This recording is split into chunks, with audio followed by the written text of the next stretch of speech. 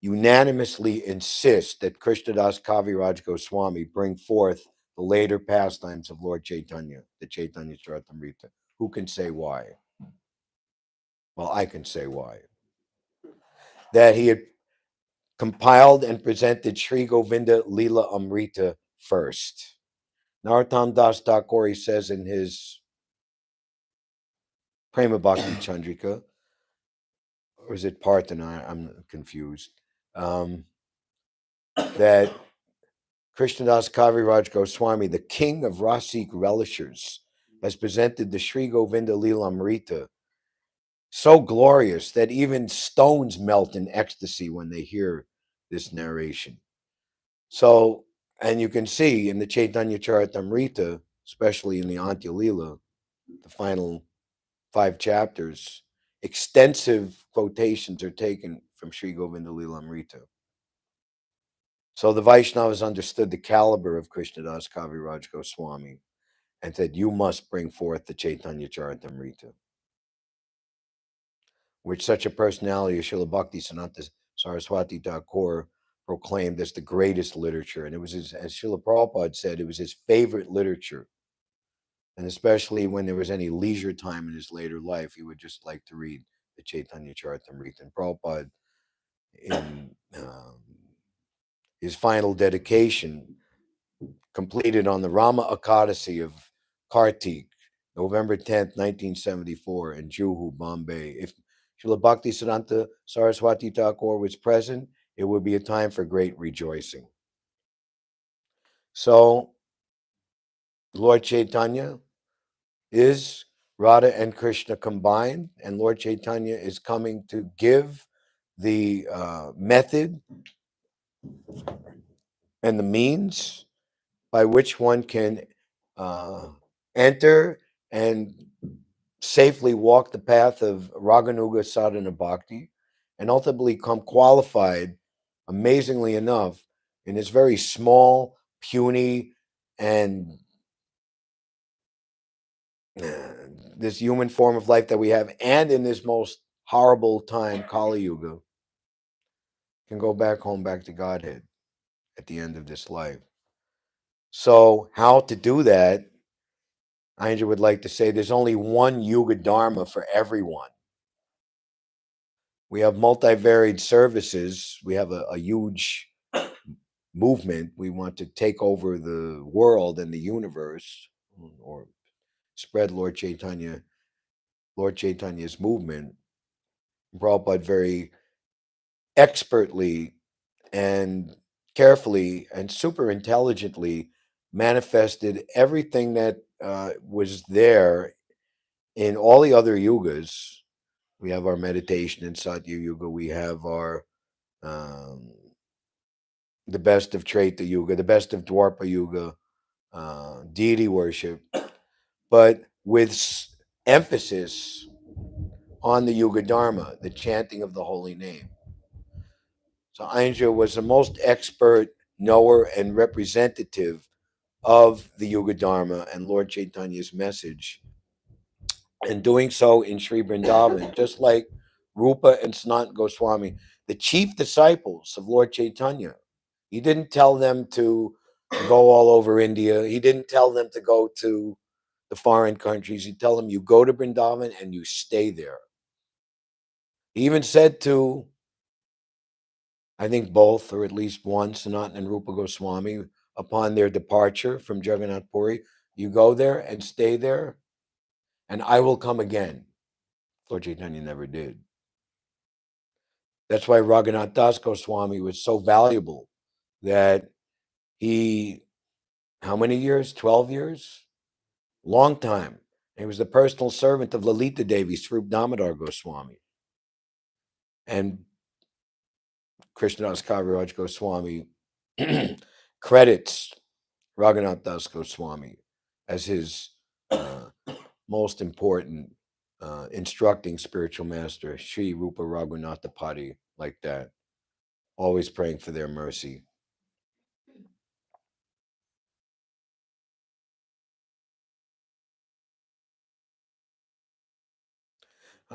Aindra Prabhu was appeared in 1953.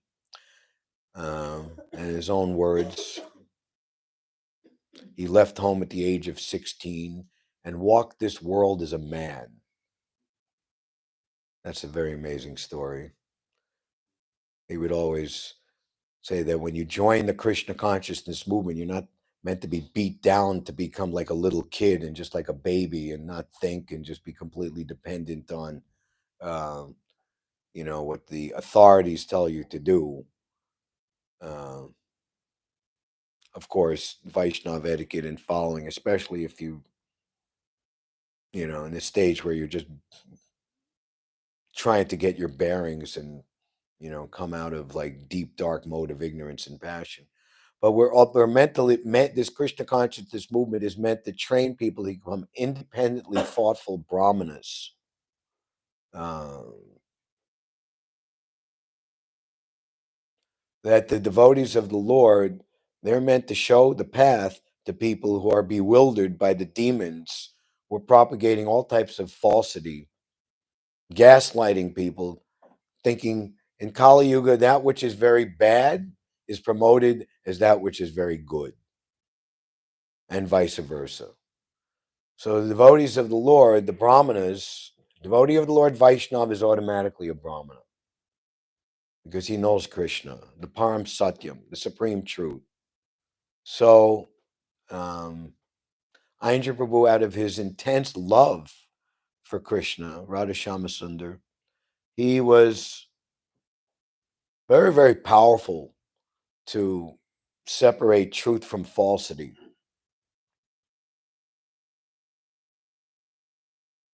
And when Aindra Prabhu joined in 1973, and he joined in the Metropolitan Washington D.C. temple, which they don't have anymore. It was a place on Q Street, which was in the trendy area. Like imagine having like a townhouse just across the street from the West 4th Street subway station in the West Village. Pretty hip, pretty cool, right? So that was DuPont Circle. It was near Georgetown University, if anybody knows the area. Um, and they were going on Harinam Sankirtan. Many, that's we're going to hear. I'm going to play Indra's words, his Harinam Sankirtan manifesto speech. We'll spend some time listening.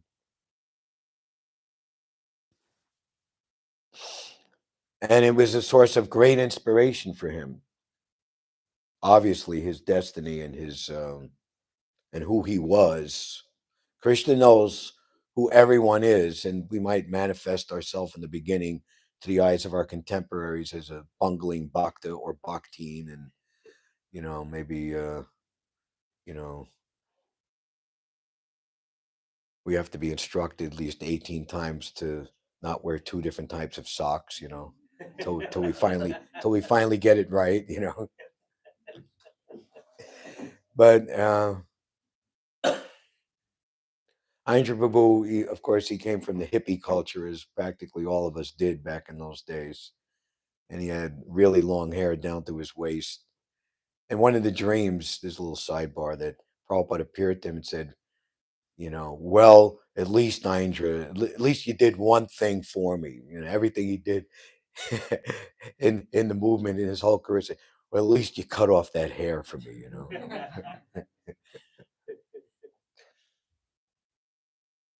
And interestingly enough, Indra Prabhu was a multifaceted musician, talented musician. We just had April Fool's Day. So his family, they were like country music, bluegrass, folk, rock musicians. And they always had like jam sessions and people coming over to smoke marijuana. Imagine your mother and father and all their friends coming over, and you're growing up with all these parties, really hip bohemian lifestyle. So Aindra Prabhu, he's like 8 or 9 years old, and he goes and wakes up his father on April Fool's Day, and he goes, "Daddy, Daddy, what's wrong? Your because they just had a party the night before. Your guitar has a hole in it. Oh, run!" And he runs out, and the actual hole, April Fool.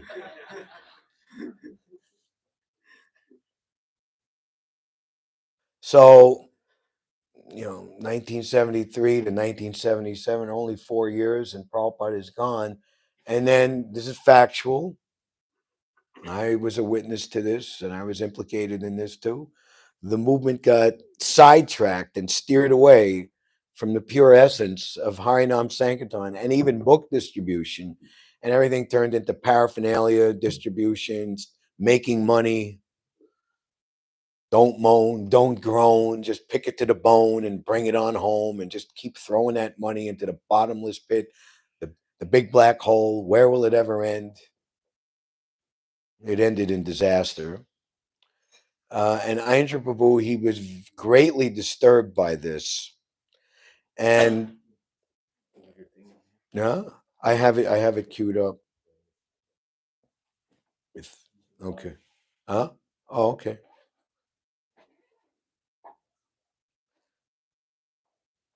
And he said, "This is where the buck stops here with Aindra Das. That I now will redirect my energies to promote Harinam Sankirtan exclusively." And he did it here for 5 years. 5 years. A year and a half of it was at 846 7th Avenue. You can go visit the site, which is now a hole in the ground, like two or three addresses, and they're going to make a big thing there. But nothing's happened in the last 3 years. I don't know what it is, but anyway, just just north of the Times Square, 7th Avenue goes up a hill. Like where we were. If you look to where the people were sitting on the ticket seats, and beyond that, it goes uphill. So we would just rock and roll out of the temple and just roll on down the hill. And there we were in Times Square, which was not family friendly like it is these days. It was like quite a scene there.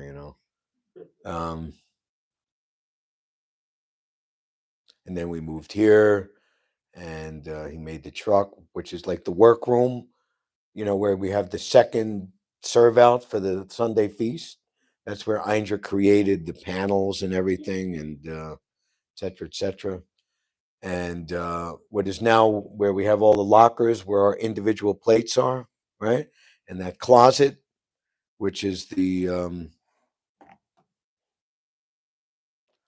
no, yeah, Varshanikata, right? Yeah.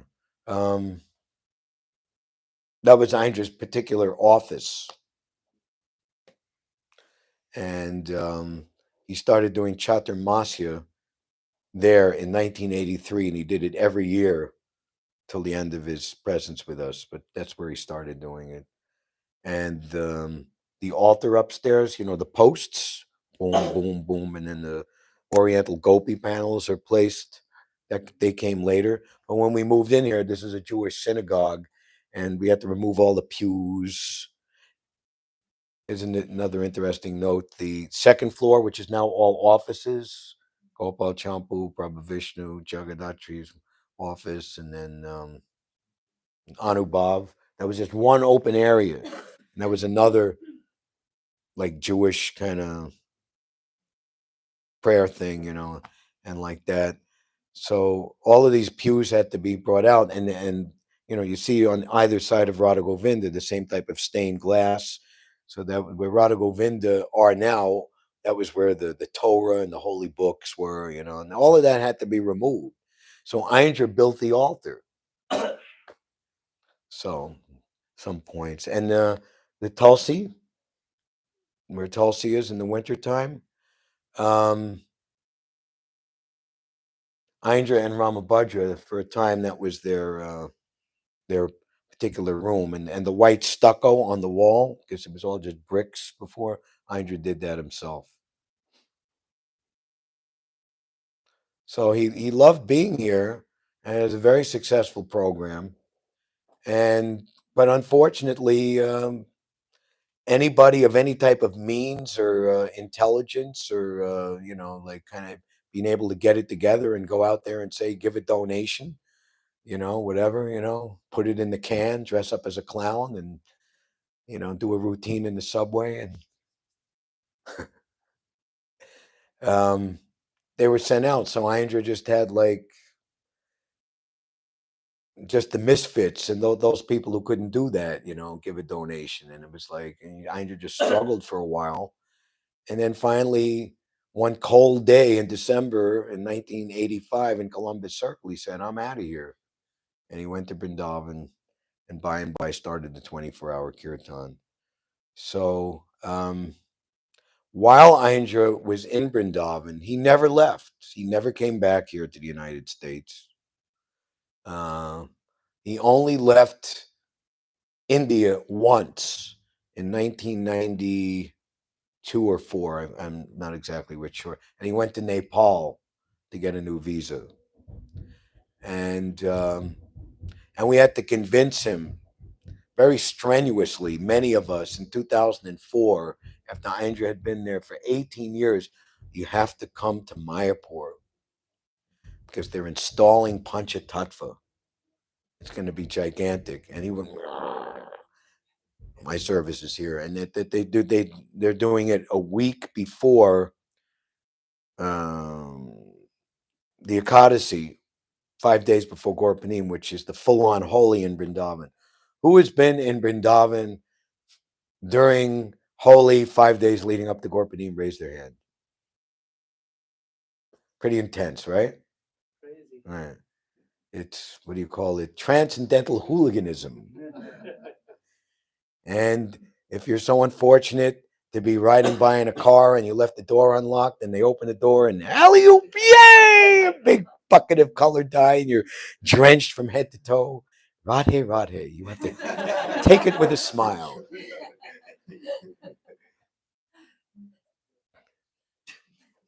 This is Krishna's pastime, Prabhu. This is Radharani mercy.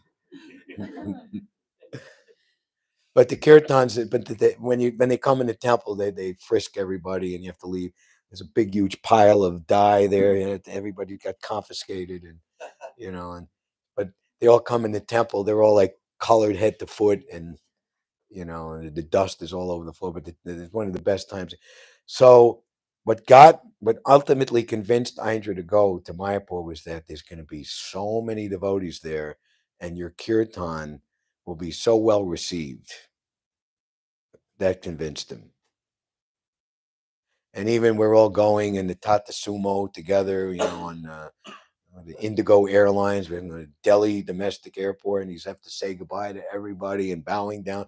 Aindra, we gotta go, and like by the time we finally got there, and the guy is like bungee cording all the stuff off the top of the roof and like bringing the thing in. We just slide into home base like 30 seconds before they close you know, the thing at the gate, like the ticket counter, we barely made it there, And then like just after the first day, it was like 5 or 6 days that we're there. That was the beginning of Mayapur Kirtan Mela, for example. Or by the way. And then even after the first day, he's planning, okay, next year we're going to do it this way. And then he was a believer. He was convinced. So he was very concerned with the state of Harinam Sankirtan all over the world.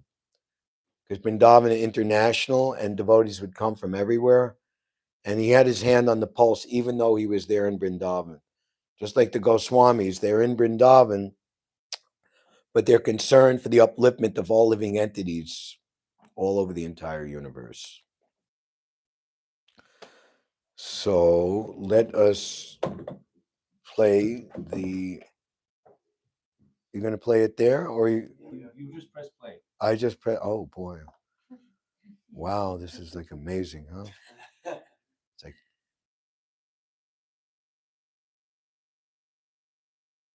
Okay. The background story of this was Mahanidhi Swami was having I guess what we call it, for lack of a better word, Shravanam Kirtan camp at Varshana. And we were invited out there. This was a little after Gorpanim in 2009. And we had this incredible kirtan. Where's Radhakrishna? He was there, right? Why don't you sit up here so you can be my muse and inspire me more,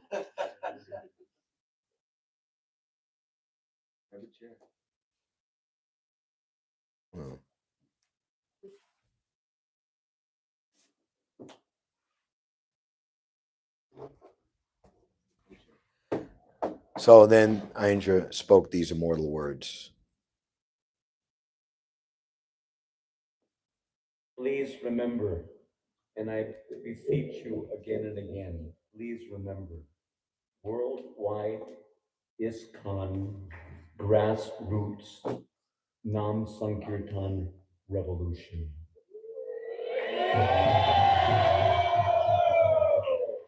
Revolution means revolution. It means we had to shed pounds and gallons of blood to get the job done. We have to turn this movement inside out, upside down, whatever we have to do, but we have to put Nam Sankirtan back into its rightful place of dignity in the forefront of our movement. It's absolutely essential to the proper growth of our movement. Those who understood this are awake to the need of the hour, and those who have not understood Are we it like are pushed for still time? We don't have to sleeping. be like. We can have our It's own time thing, to right? We don't wake have to. up and If it goes understand till what two, is the 2:30 or whatever. responsibility of every man, Like woman, we and have to child like in feast this in there. movement. To take seriously Let's see that how it dharma goes. which Lord Chaitanya There's not that many himself heavyweight people here. inaugurated for the deliverance of all fallen conditioned souls. No couldn't be hard. For the rest of this Kali Yuga, there's another 427,000 years left to Kali Yuga. Well, you know, people The Yuga can. Dharma doesn't change. The You next Yuga is Satya aren't you? Yuga. I mean, it's like a leader in And the for temple. them, contemplative, peaceful meditation is where it's at. But in Kali Yuga, you got to get fired up. Every one of you. Every one of you. Fired up. Chanting, dancing from the heart. Like you really mean it. Like you really want Lord Chaitanya's mercy. So that you can even think, you can even hope to go back home back to Godhead in this one lifetime. It's not a joke. It's the real thing. To stand up and do what's right. Do the real thing. Perform Nam Sankirtan daily, every day, for as many hours as possible. And you'll get there. I guarantee it. Not that I guarantee it. Lord Chaitanya has guaranteed it. It's the right thing to do. Perform Nam Sankirtan wherever you go in this world. And help others to understand the need to augment the performance of Nam Sankirtan, to increase the performance of Nam Sankirtan on a regular daily basis in every major city all over the world. That's what has to happen to make this ISKCON movement grow properly. Otherwise, what happens is you get a deformed child due to undernourishment. You understand this? Can you understand it? You don't want to undernourish your child. The way to feed the child in Kali Yuga is just like watering the plant, right? So you have to water the plant. You don't want to underwater the plant. You have to water the creeper of devotion. And you have to give the creeper of devotion proper nourishment. And it doesn't just mean a few snick, rom, roms as a token gesture on the side. That's not going to get you back home, back to Godhead. You may take another 700 lifetimes to get home back to Godhead that way. It means getting fired and doing the real thing. The Yuga Dharma, Harinam Sankirtan. There's no other Yuga Dharma for any one of us. And there's no way that you're going to get Krishna Prema in this Kali Yuga if you don't do the Kali Yuga Dharma, Harinam Sankirtan. That's the way to do it. Maybe someone will slip in the back door somehow or other. But don't count on that. Do the process, adhere to the process that Lord Chaitanya has ordained for the fallen conditioned souls. Trinadapi Sunicina. What is Trinadapi Sunicina? What does it mean to be humble? It simply means this. Try to understand it. It's a very simple, but sanguine point. What does it mean to be humble? It means to have the sumedhasaha, enough sumedhasaha to recognize that you are a fallen Kali Yuga, what do you want to call it? Creature. You're a fallen Kali Yuga creature. And because you're a fallen Kali Yuga creature, don't be puffed up and proud to think that you have the qualification for any other program than that program that Lord Chaitanya inaugurated for the deliverance of the fallen Kali Yuga creatures like us. That's what it means, Trinadapi Sunechin. That's what it means to be humble. Humble enough to recognize that you're one of the fallen creatures that has to take advantage of the opportunity to perform Nam Sankirtan while you have the opportunity. Who knows what kind of condition the demons are going to impose on us in some future date. Mm-hmm. Global tyranny is on its way. Don't think otherwise. You don't know what's going to happen in the future, but right now we can take the opportunity. Right now we have the facility to congregate and dance and chant. Hare Krishna, Krishna Krishna, Hare Hare, Hare Rama, Rama, Rama Hare Hare. And especially in Vrindavan, where you get 1,000 times the benefit of chanting Hare Krishna, Krishna Krishna, Hare Hare, Hare Rama, Hare Rama. That's the fast track back home, back to Godhead, is to come to Vrindavan and perform the Yuga Dharma. So you get 1,000 times the Shakti, 1,000 times the benefit, 1,000 times the credit in your transcendental bank account to amass the Krita Punya Punja that you need to amass to enter into an eternal relationship with Krishna in Brajadam. So that's what Trinadapi Sanichina means. It means to be humble enough to admit that you're a fallen, conditioned soul, Kali Yuga reject, that needs to take advantage of the process which has been foreordained by the Shastras and propagated by Chaitanya Mahaprabhu and all of our acharyas, including Srila Prabhupada, for the deliverance of the fallen conditioned souls. Todor Iva Suhishna means to stand up and do what's right against all odds. If your temple authorities tell you not to perform the Yuga Dharma, not to perform Sankirtan, then I'm sorry, they're not your authorities. If your guru tells you not to perform Nam Sankirtan, then I'm sorry, he's not your guru, because he's not representing Adi Guru, Nityananda, who created the Nam Hata, marketplace of the holy name, by loudly propagating Nam Sankirtan. It means he's not representing. Performance of Nam Sankirtan in Kali Yuga is the satisfaction of Sri Guru.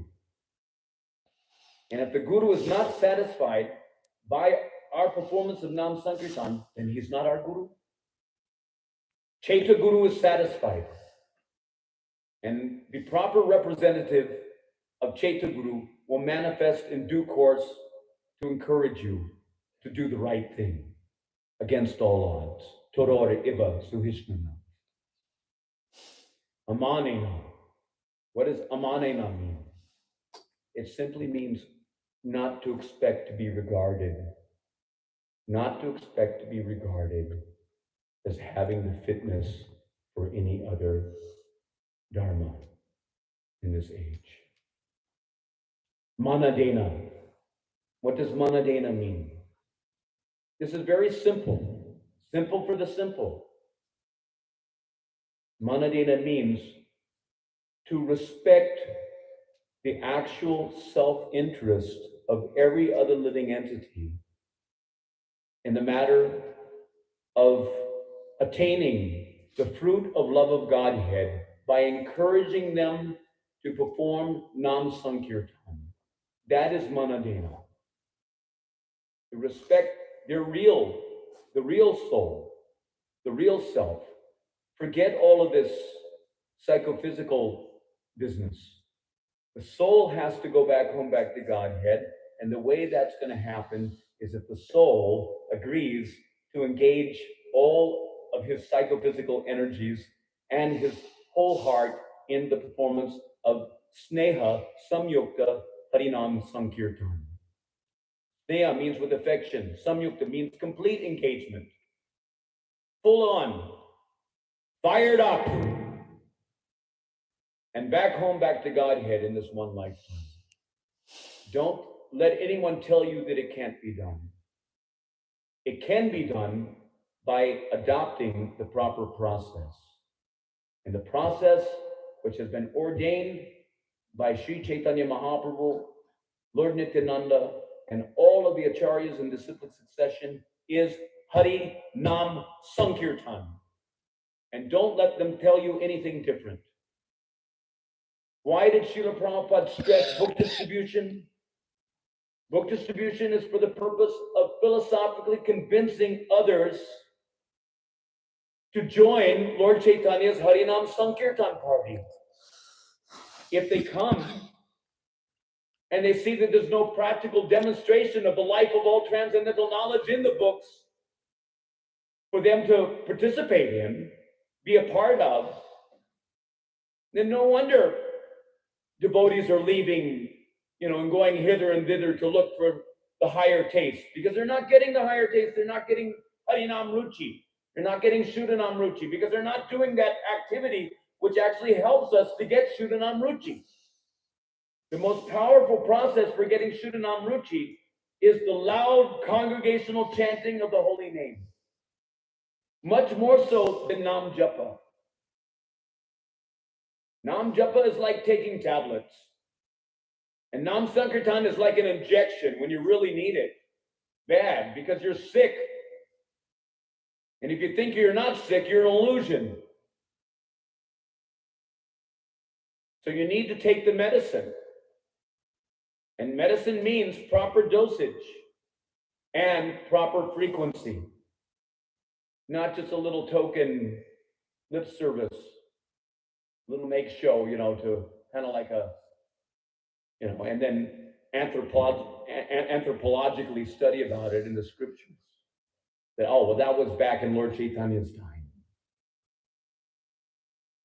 So anyway, on that note, I humbly request all of you that tomorrow you're coming back to Vrindavan, right? So every evening in the temple, Krishna Balaram Mandir, from where we'll do our normal kirtan. I'll do kirtan. There's 24-hour kirtan going on anyway. Anyway, you can participate in anytime. And also the Matajis have a kirtan program in Srila Prabhupada's Samadhi. No, not 24 hours. I think during the day. I'm not sure what's going on there, but during the day. But all of you are welcome to come and participate in the 24-hour kirtan. And also, I myself, I will be there from 6 o'clock to 7 o'clock in the evening.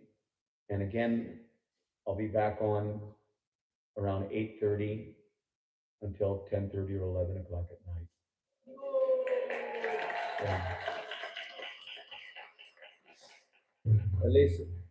At least till the end of the so-called end of the festival. For me, the festival never ends. Every day is a festival, especially in Vrindavan.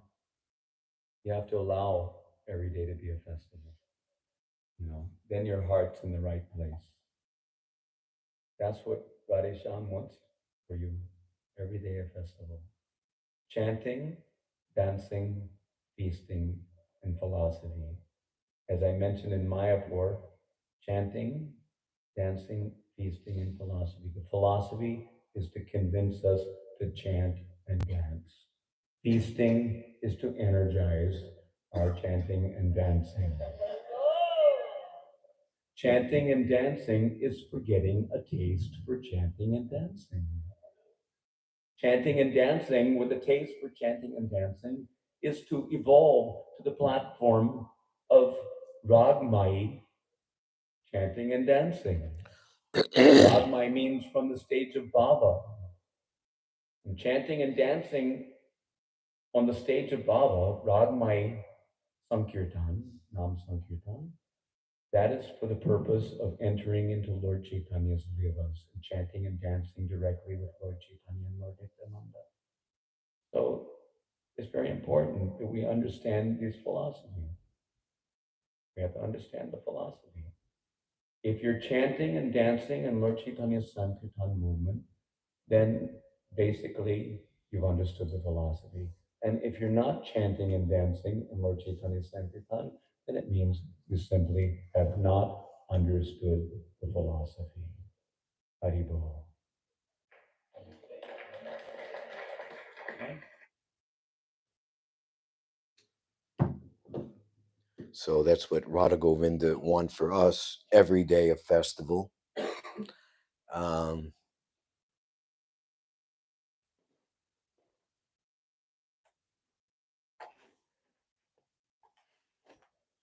the inhabitants and personalities who frequent this New York City, we could reasonably say they're not on a commiserate level of piety as those who come to Vrindavan. But devotees of the Lord, they don't take into account one's level of piety, impiety. They freely distribute love of God to everyone. And we keep in mind, especially us here in New York City, that this is the place where Prabhupada started the entire movement, which ultimately spread all over the world back to India and is purifying the entire universe. Shreya Karaiva Chandrika Vitaranam, very great long-term benefit, which you can only perceive if you're actually a servant of the process. As the Lord Aindra is saying, do Harinam Sankirtan every day, as many hours a day as possible in the streets of all the cities of the world, and you'll get there, back home, back to Godhead. I guarantee it. Not that I guarantee it, Lord Chaitanya, Lord Nityananda, all the acharyas, including our Srila Prabhupada. It's the right thing to do. So when Aindra is saying that Harinam Sankirtan must be put back into its rightful place of dignity in the forefront of this movement, for the proper health and growth of this movement, which is meant to the opposite of being a kripana or a miser, but a broad-minded Brahmin to save the fallen living entities. We're like very expertly equipped with all the modern technology, firemen, protective gear, everything to rescue people from the burning inferno. So if we don't do it, then we're misers. That is our mission. That is the mission of Srila Prabhupada. The mission of all pure devotees is to save the fallen conditioned souls. So in a sense, New York City is very, very important on so many different levels. And just practically the opportunity to be able to do Harinam Sankirtan here every single day in a viable way. Just like Aindra, he said, I got my Sankirtan spot. Right? You ever have a Sankirtan spot? And other devotees like, Prabhu, this is my spot. You got to go find another spot, right? So everybody comes through the temple. Srila Prabhupada set up the temple. Everybody walks in, uh, pays obeisances to Guru, then Gauranga, Krishna Balaram. Then they are fit to approach the divine couple with their attendants, Lalita Vishaka and Tulsi Mara. And then what do you do after that? Then you join the Kirtan Mandali. And they do, big time. You've been to Prem Mandir? Yeah, we saw the colored lights and all the fancy, this and that. Once, twice, but we want to come to Krishna Ballroom. There's always big kirtan here every time. You know. So the same potency and blessing that was there from Srila Prabhupada coming here, I think I just saw something like Forbes or Guinness, most successful Indians in America, and Prabhupada was at the top of the list. Did you see that? Right.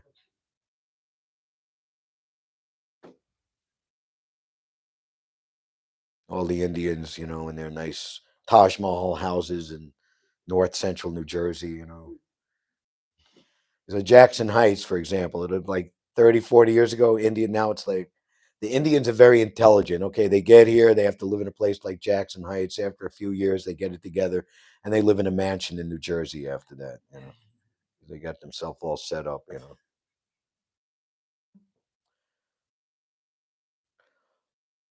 So this is what we're trying to do here. And also, when Aindra tried very hard to do, which he could have stayed here. I predict if he had stayed here, things could have gotten better, but his destiny and his mission was different. If he had stayed here, arguably, would there be 24-hour kirtan in Vrindavan? So we are meant to pick up the ball and carry on the legacy that Aindra showed here in New York City.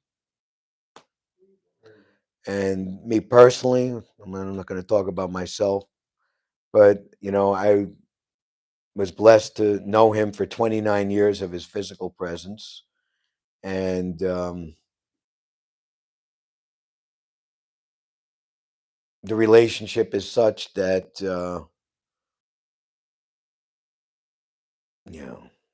so we're carrying on.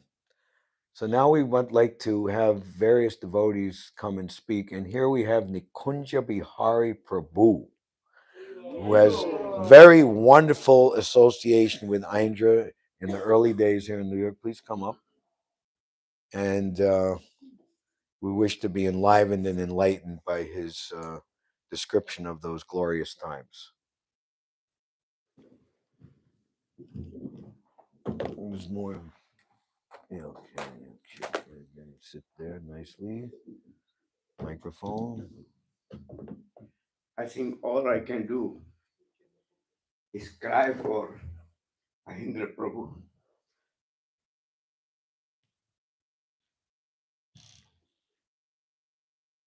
He was a great soul, and actually, because of him, I became a devotee.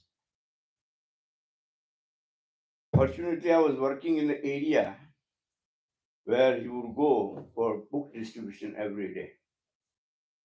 And in my lunch time,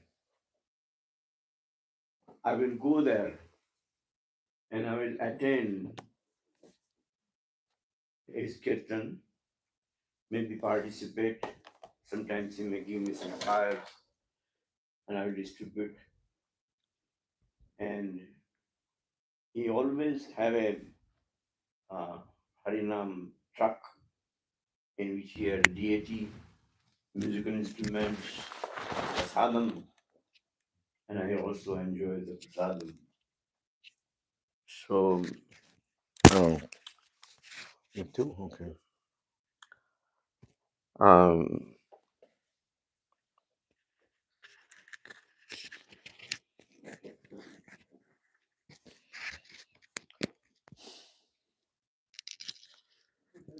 I don't know.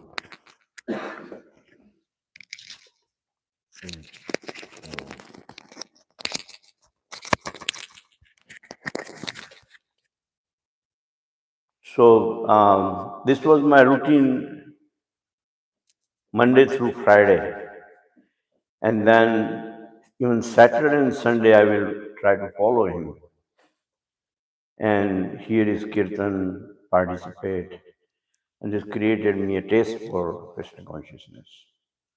So I'm really obliged that he made me a devotee. In Bhagavad Gita, Srila Prabhupada writes that my endeavor here for writing this Bhagavad Gita as it is, that I hope it makes at least one devotee. And that devotee is me through Aindra Prabhu. And it is sad that he is not in between us today. And the way he left the material world is also very shocking because it was accidental and it was not expected in this young age that he had to go through and made us cry for the rest of the life.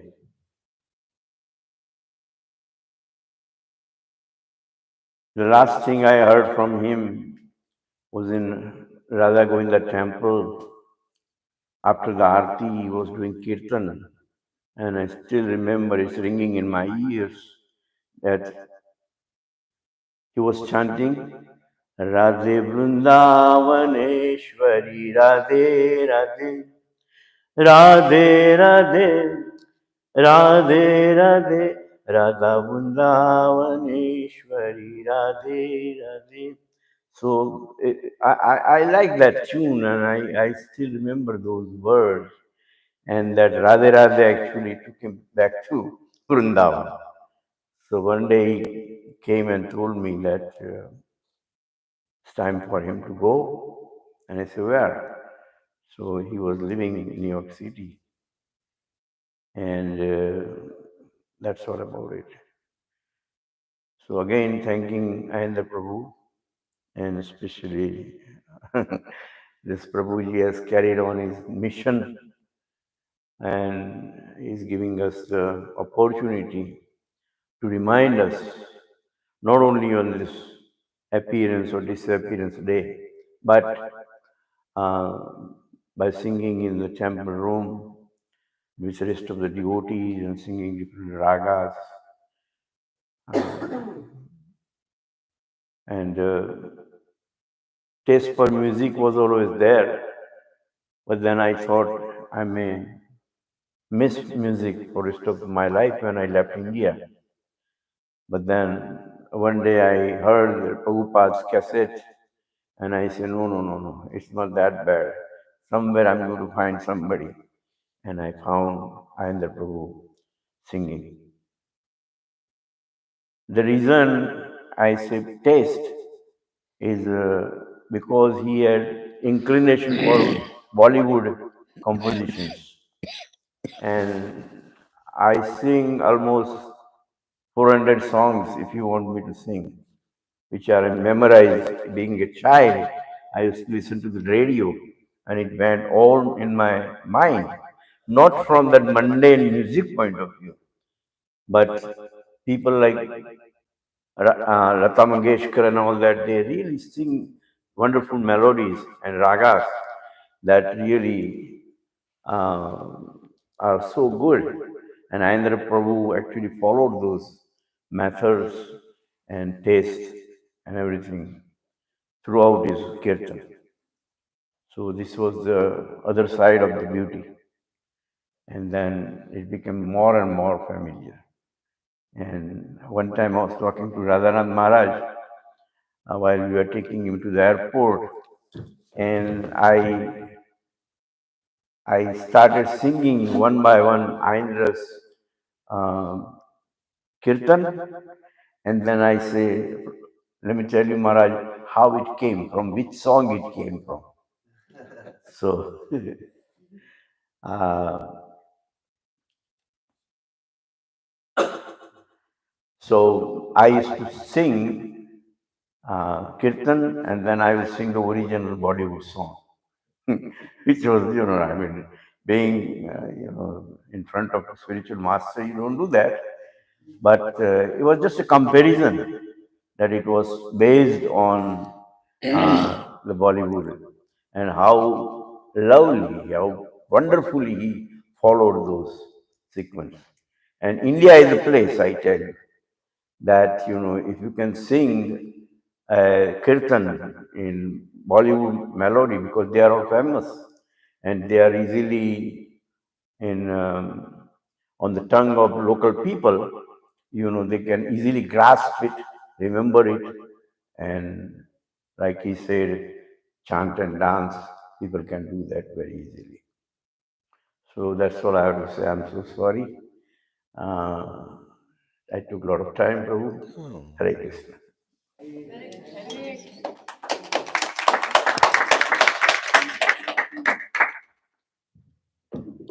one time, Oh, oh, Aindra was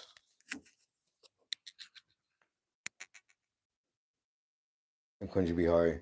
One time, someone came to Aindra and said, "Hey, that melody you were singing, I heard it in the famous movie, Bollywood movie." And Aindra's reply was, "Yeah, they stole it from Krishna, and I'm stealing it back." Where did the Bollywood people get the idea? You know, pretty much everyone in primary school, there's some classical Indian musical instruction. Yes, in India, when children they're given some musical instruction. Yes, the question. Yeah. So Andrew would say that when they see me, a white man, chanting the by the classical Indian raga system, they become deeply impressed. The Krishna consciousness is sometimes described as a cultural movement for the re-spiritualization of the entire society. So Lord Chaitanya has come to spread the culture of Vrindavan, the culture that Krishna, Radha and Krishna and their eternal associates greatly appreciate. Oh, but I was in the Krishna Bhavanamrita, I didn't bring forth the whole point that during the Rasa Leela, that they all enjoyed singing thousands and even millions of ragas,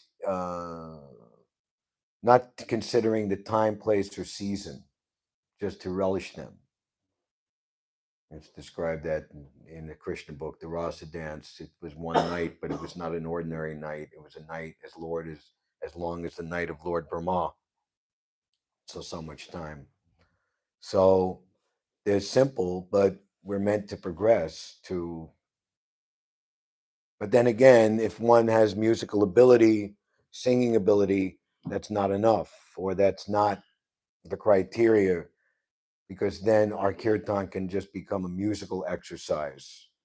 And just like people are attracted to pop stars and rock stars and singers and musical instrument players, but are they devotees? You look at popular musicians over the years, and you look at their private life and their activities, and it's perhaps the most sinful and degraded, dying of drug overdose, illicit sex through the roof, etc., etc. But they have talent. So we have to be very careful that we don't let our kirtan culture turn into just a musical presentation. So we have Radha Krishna Prabhu here. Well, by the fact that you had the association with. You like going late? Okay. All right. Jai Gore is enthusiastic to speak something. Jai Gore Chand Prabhu has been with us for a good year now, and he is working very, very hard to fulfill Aindra's instruction to all of us to do Harinam Sankirtan every day for as many hours as possible.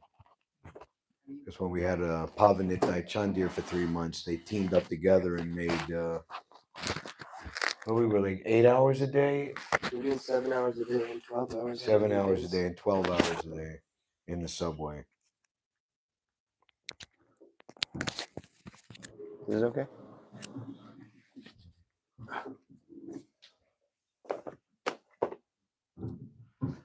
Hare Krishna. Okay, when it comes to public speaking, I'm pretty bad, so I wrote something. So you don't have to tolerate that.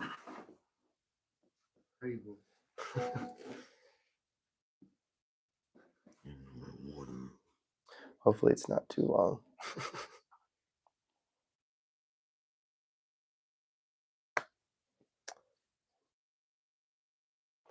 Okay. So yeah, I'd like to humbly and hastily make an attempt to glorify Sripad Aindra on his appearance day. I hope this attempt is successful by being pleasing to the Vaishnavas. Loud enough? No. No? Okay. Yes. Okay, so in his 5th verse of Vilap Kushmanjali, Raghunath Das Goswami prays, he says, I worship Lord Chaitanya Chandra, the supremely independent ocean of grace. With the ropes of mercy, he suddenly drew me from the waterless well of household life, which is full of unlimited sufferings and insurmountable obstacles. He gave me the shelter of his lotus feet, which eclipse the beauty of celestial lilies, and he entrusted me to the care of Srup Damodar Goswami. So somehow I feel I've gotten a similar kind of mercy, being forcibly pulled from a situation very much dependent on, material male egoism, which Aindra himself calls a putrid, rotten, despicable affair on all accounts. And Mahaprabhu extracted me and dropped me floundering helplessly into the lap of Aindra. In his 6th verse of the Vilap Kusumanjali, Raghunath Das says, I was unwilling to drink the nectar of devotional service laced with renunciation. But Sanat Goswami took pity on me and made me do so. Because he is an ocean of kindness and an abode of compassion, I yearn to live forever in the shade of his lotus feet. So when a child sits in the lap of his mother, the ear of the child is very close to the mouth of the mother. So feeling no other shelter, and with increased proximity of his katha to my ear, I felt in all actuality forced to hear and accept Aindapu's instructions without reservation, and I consider it to be one of the most special acts of mercy that's ever been bestowed on me. So undoubtedly, Aindapu's kirtan is the topmost. Everyone all over the world hears it, emulates it. They're inspired by it. But I would argue that equally as important of a contribution to the world is his katha. Just like one may go on chanting Hare Krishna for many lifetimes and still not attain the goal of the chanting, due to not having a real conception of that divine holy name, so similarly, one may go on and on, hearing Aindra's kirtan superficially, if he does not avail himself of the conception with which he performed such kirtan, and which he himself was deliberately distributing for the upliftment of the Vaishnavas. Aindrapu often quoted Srila Vishwanath Chakravarti Thakur saying, if one does not know the Madhurya heart of Krishna, one can hardly say he knows Krishna at all. In a similar mood, I say, one who does not know the Madhurya heart of Aindra can hardly say he knows Aindra at all. Those of us who, at very least, admire him, adore him, follow him, etc., should try to know that heart by hearing from it. I don't think it has to be said in this circle, but Aindrapu was not just some angsty outlier who dressed strangely and led raucous kirtan. He's a perfectly bona fide and genuine carrier of our sampradaya, and I would dare to say in a time when there is much confusion about the goal of life and the means of attaining that goal. When I hear him, I hear Bhaktivinoda Thakur, Prabodhananda Saraswati, Vishwanath Chakravarti Thakur, Narottam Das Thakur, Rupa Goswami, Srila Bhaktisiddhanta Saraswati Goswami Prabhupada, and of course, our Srila Prabhupada, and etc., etc., etc. His conclusions were not novel. Rather, they were a beautiful synthesis of the teaching of our sampradaya, replete with the bhavas of our acharyas that especially touched his heart. Just like one must constantly bring the Duskritana mind back to the chanting of Radha and Krishna's names again and again and again, he over and over again brought us back to the essential purpose and focus of the whole affair. Not just Nam Sankirtan, but Shuddha Nam Sankirtan, Prema Nam Sankirtan, and Krishna in Vraja. So there's a couple of his kathas that I transcribed that I've been thinking of lately, and I wanted to share some things that he spoke. So it's kind of jumbled because he was speaking it, so I'll do my best. He says, the point is, I know that Srila Prabhupada didn't always do like this externally, but I find that it's helpful that when speaking on any Bhagavad verse, well, Prabhupada also did this, but maybe not so overtly. He did bring it to the conclusion, the ultimate conclusion of Krishna consciousness. no matter what verse he was speaking on. That's the idea, is that all the cantos of the Bhagavatam relate to the 10th canto. So without understanding the relationship that everything has in the matter of leading into or topping off the appreciation of the Rajalilas, we have not actually understood the purpose of any other aspect of the Bhagavat's teachings. It might even be said, as even though the Bhagavat is all Krishna, but we don't just worship the lotus feet of Krishna. Krishna's feet are never detached from his face. That's the whole idea. So when you see the feet, you should immediately understand the connection that the feet have with the face. When you see the peacock feather on top of the crown, you should immediately understand the connection that has with his face. The face also has connection with the feet. Krishna is a whole person. He's not just one little isolated aspect. And discussing on these topics without understanding the relationship that any topics under discussion would have with the ultimate, say the ultimate evolutions of one's Vraja Bhakti. The whole purpose of the Bhagavat is to augment Vraja Bhakti. It's meant to show the beautiful jewel, so to speak, in the setting of the various other aspects of the necklace. There's a central jewel, and then there's the rest of it, which ultimately serves to support or beautify the central jewel. So the whole thing is that if you want to actually properly present the Bhagavatam, then you have to become well acquainted with all of these tattvas and all the involved siddhantas, etc., so that you don't become distracted in your presentation. You present the basic gist of what the feet are all about, but then you relate it. It's just like when Krishna goes to Dwarka, or when he's taken to Kurukshetra or Mathura, and all the ladies. I make this point in one class, I think, that I gave just to kind of illustrate the idea. All the ladies in Mathura are going bonkers because Krishna's walking by their door or whatever, and they're quitting the circumambulation of their husbands, etc. In their marriage, and immediately running off to see Krishna, or they're half decorated, running off to see Krishna, or whatever it may be. So that is illustrating the intensity of their desire to see Krishna. And one might be confused and thinking, well, that's pretty good. How nice. This is also kind of like the same kind of mood that the gopis have. Here it is that the ladies of Mathura are becoming totally mesmerized and enamored by the beauty of Krishna. That's almost like the gopis. So then you could get swept away by the idea of relating to their circumstances. But the whole purpose of the thing is not to show what's happening in Mathura. It's not to show what's happening in Dwarka. It's to make you understand that here all these things are going on. Yet, meanwhile, back at the ranch, what's happening in Vraj, where Radharani and the gopis are shedding streams and streams of tears, muddying the ground and making the water of Vrindavan become salty. And all the rivers are drying up, and the trees and all the plant vegetation are withering. Meanwhile, this is going on in Mathura. But don't forget about what's happening with our Swamini. Okay, we've gone to the Mathura Lila, we've gone to Dwarka Lila to investigate what happens. But we only actually realize the import of all that when we refer it to what's happening back in Vraj. Then we've actually understood the purpose. The Mathura Lila and the Dwarka Lila, the purpose of them in the matter of enhancing the absorption in the Vraja Bhavas. There's no other purpose to these Leelas. There's no other than enhancing the appreciation of the value of the devotion of Vraj and Krishna's Vraja Leelas with his devotees in Vraj. That's the only purpose of the whole affair.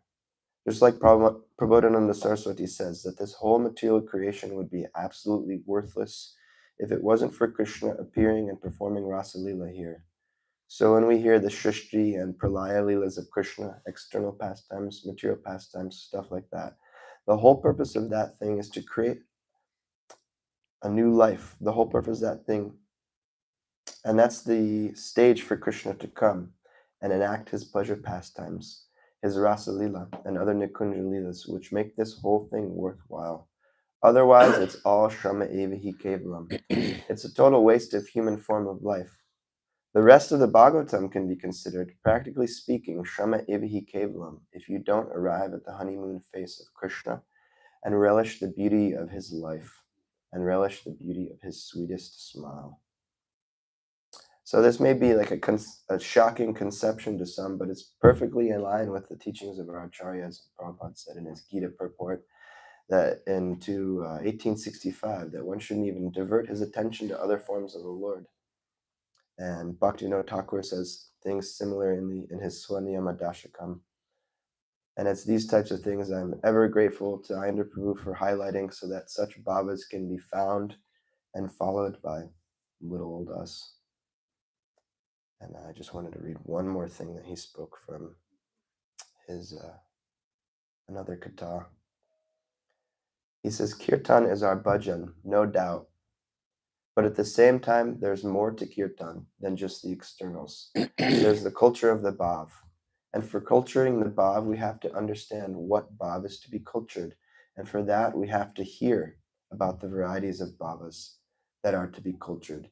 You can easily twist something, and artificially emphasize one thing without giving credence to other aspects of our devotional life. And, we shouldn't become, at least in Kuturla, qualified to do such a thing, absorbed in Nirjan Bhajan. Those who are genuinely absorbed in Nirjan Bhajan, however, are never Nirjana. They're always associating with the Vrajajanas internally in their Manasa Seva. So they cannot be called as Nirjana, nor can they be called as selfish, because they're not cultivating with a mode of augmenting their own personal self-satisfactions. Their whole purpose of doing just like in Nectar of Devotion, there's a story about a Brahmin who burnt his finger when testing the sweet rice. So Prabhupada told like that if someone offers within the mind, certainly Krishna will accept it. That business is of offering in the mind. It's not for our sense gratification. It's not a self-centered affair. The idea is to please Krishna, satisfy Krishna. And then one devotee, he speaks, he says, but they only benefit themselves. He says, no, you're wrong. That is there. That is where people go wrong. People get way off track when they start preaching this kind of nonsense. It's not that they only benefit themselves. They're chanting Hare Krishna. Nirjan Bhajan is not.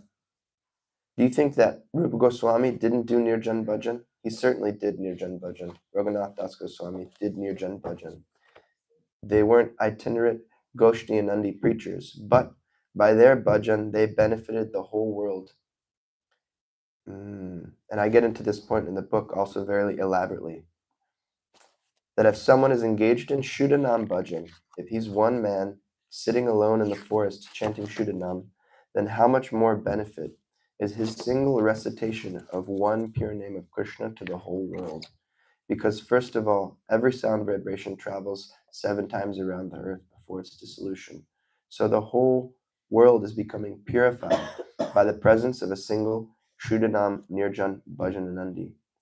Just aside from that fact, any insects, lizards, trees, snakes that happen to hear us chanting, how many microbes are in 1 cubic inch? Billions. And they're being affected by the transcendental vibration. They're being liberated from material bondage. They're being permeated. Their hearts are being permeated with Bhakti Shakti. Because in his Shuddhanam Bhajan, there is Bhakti Shakti. Because Nija Sarva Shaktis are included within Nam. Yet so many as Abbas Nam Kirtaniyas, Aparad Nam Kirtaniyas, those who are going out supposedly preaching that they're making money by doing kirtan or any such things, fruit of intentions, mixed with their devotional activities, or they're desiring adoration or distinction by doing their kirtan, they're Nam Aparadis. Oh, but we're doing big programs and so many things. Or maybe they're not Nam Aparadis, but they're on the clearing stage of chanting. There's 3 stages of chanting: offensive, clearing, and pure stage. Clearing stage means offenseless. It is namabas, chai namabas. So, but the potencies are not there in that chanting. The internal bhakti shakti, swarup shakti. By chanting on the clearing stage, neophyte like most of us, by going out and clangorously bellowing the semblance of the holy name and proudly patting ourselves on the back that we're preaching.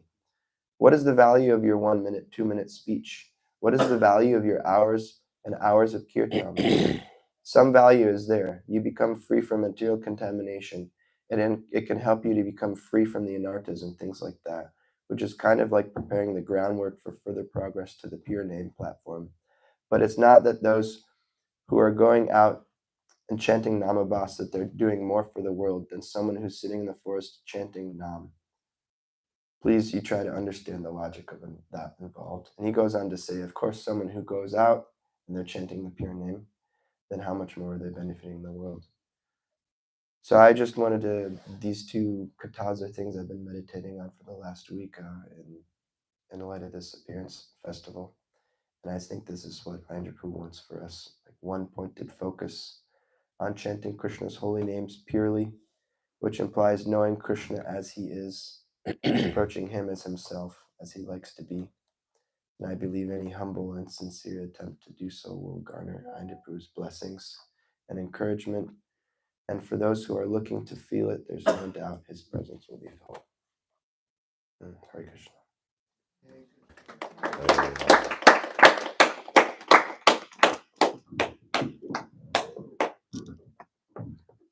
Not the Bhargaranga Prabhu will now speak.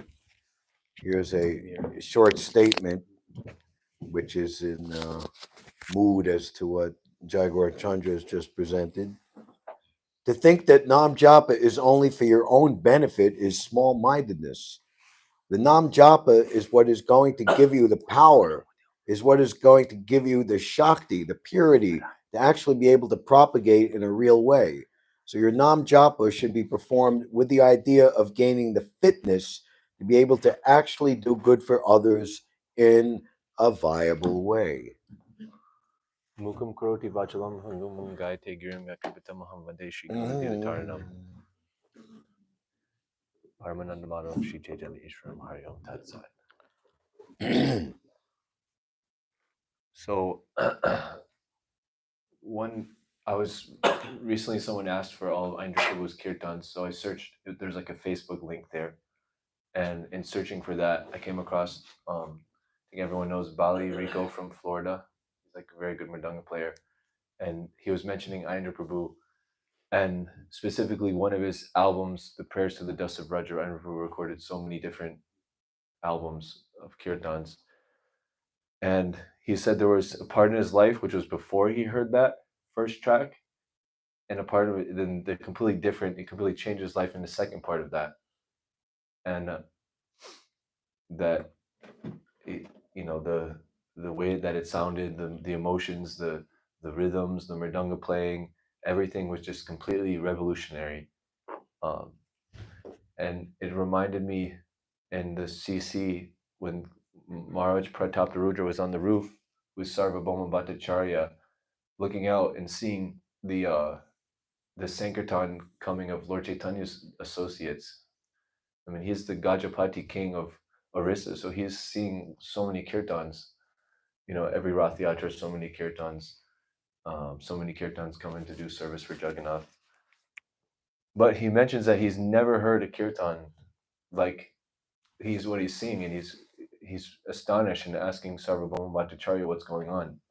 So then Sarvabhaumacharya is introducing him, telling him each of these devotees and how they're coming from Lord Chaitanya. And so this is like the completely new style of kirtan, and that's one thing that Aindra Prabhu has given of the many different gifts, especially, well, at least for me, that's kind of like propelled or been like fuel for my entire life, from the moment that I came in contact to it. And that, every day, literally every kirtan we go to, it's his tunes. Actually, if you look at the kirtan styles before him, he created his own kirtan style with his own style of mridanga playing. And I mean, not that it was his own style, but it's like this whole thing with Lord Chaitanya's associates where they're not creating their own style, but because they have more love, because they have more focus, naturally a much more beautiful thing will come out. And I remember the first time I came to New York, where then I first heard Ramar Prabhu's kirtan for the first time, and it then blew my mind. Then I went, I came here to Radha Govinda, and we saw the Ananta Govinda, and then I saw their kirtan, and it blew my mind. I was just like, I'd done kirtan with Deva Madhava, and it was transcendental and very nice, but then you see this much just different level of kirtan, and then I realized it was something I could just do the rest of my life and be satisfied. And so yeah, so that's what I feel like one of my, at least personally, the biggest gifts that Aindra Prabhu was given is this whole style that, every day for hours and hours a day, that me and every one of my friends can just completely absorb ourselves in. And yeah, so that's why I like to do it.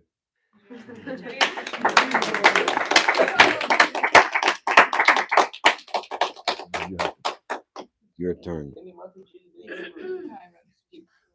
Yes. Yeah, there was plenty of time. Say it's only 5 minutes. I'll do it again. Huh? Okay, so You're gonna hem and haw all the way forever. No, so I will. just do it now. Do it at the end. okay. This is the problem with you to ask other questions. Okay. Divyanki, Chinmay Radha, you'd like to say something? No? You could Saying something from the heart. take the microphone there if you're shy.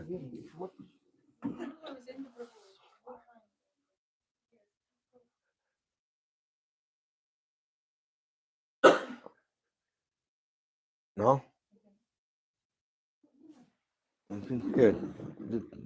Where did She Arjuna can go? sit where she is.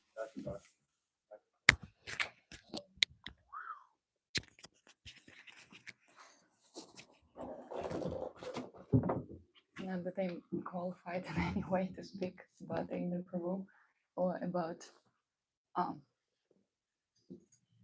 anything like this, so I feel very humbled.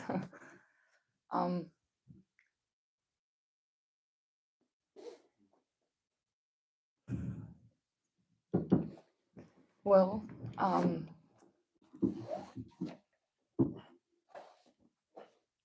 I just finished reading the book about Aindra Prabhu. Which one? The Kirtan- biography? Kirtan Revolution. And I can say that it completely changed. Not that I had any opinion or vision of Aindra Prabhu, just by Ramar Prabhu's mercy, we have Aindra Prabhu's association. So, and it was very vague. It was very, it wasn't anything like concrete. My personal thoughts about Aindra Prabhu, but after reading this book, it just changed everything. I can relate what Natabar said, not necessarily about the kirtan, but about the whole idea that just the way he speaks, Aindra Prabhu, and the way he just expresses the whole philosophy. It's very simple. It's he uses very difficult words I have to translate all the time. But to speak about his own book, so I'm kind of preparing myself to read it for now. Just the language he uses is a little bit difficult for me as a not native speaker. Maybe it's even difficult for native speakers. I'm not sure. But it just amazes me so much, and I didn't have right words. I just feel very inspired to do something, to also to try to continue this my whole life. And classes are really amazing. I never heard Aindra Prabhu giving classes before. I was just listening to kirtans, and then somehow or other it just came up. And it was class about Tulsi Maharani. I never heard so much information about Tulsi. It's really amazing. Yeah, and I remember I was cooking and I couldn't hear, and I stopped cooking for a while. So because there was a recording which I couldn't make louder, so I had to really take my phone and cook like this, because I was really amazed the way he was speaking, and just this ability to express such deep philosophy in very understandable, it's not the word, but the word maybe approachable. Like, it's very, very high topics. I try to understand this, but the way he presents it, he helps you to develop this taste for something you don't even know yet, but this something that's very real. And when I hear him talking, it relates to my heart so much, and to whatever level, I don't know, but I can't explain it logically. Yeah, I'm very grateful to have association and guidance and just presence of Ramroy Prabhu here. Yeah, this is another amazing thing what we have. If I just start thinking about it deeper, it just also blows my mind about how fortunate we are. It's it's it's kind of like have association of Prabhupada disciples, and you know how when people give classes like Srimad Bhagavatam classes, this is one particular mood, and it's good, you can listen, but then when you have association of someone, not necessarily in Bhagavatam classes, you see how how person lives, how in the moment it's not maybe very philosophical. I'm just talking about grammar and and because Rama Prabhu, he's our link, to Aindra Prabhu and to many exalted devotees. So when you just see this amazing example, how a person lives the idea, lives this mission, and no matter what, just continues to making this amazing offering. And I feel very, very, very, very grateful to be part of it. And I pray to ask you also for prayers that we all can continue this and many, many years and lifetimes, maybe. Thank you. Sorry for my speech.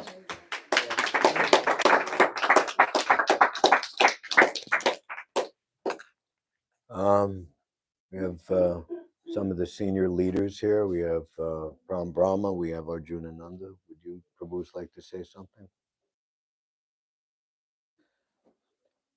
Way back in the early 1930s, when Srila Bhakti Siddhanta Haribol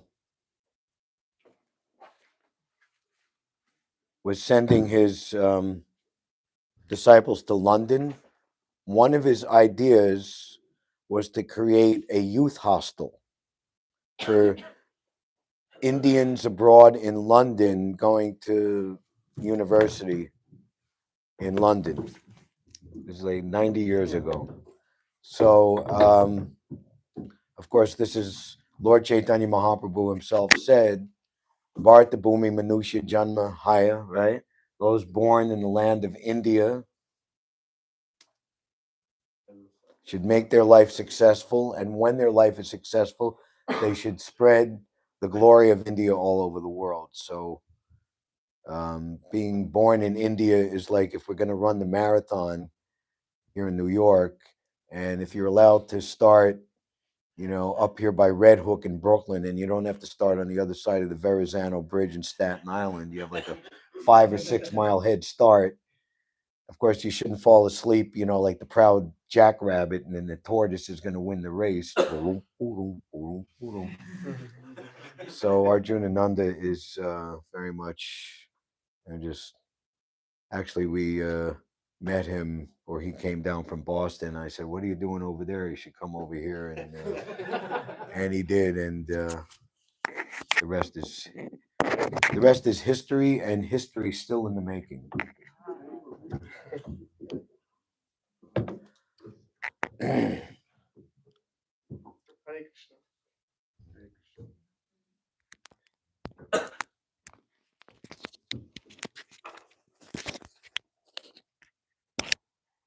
Hare Krishna.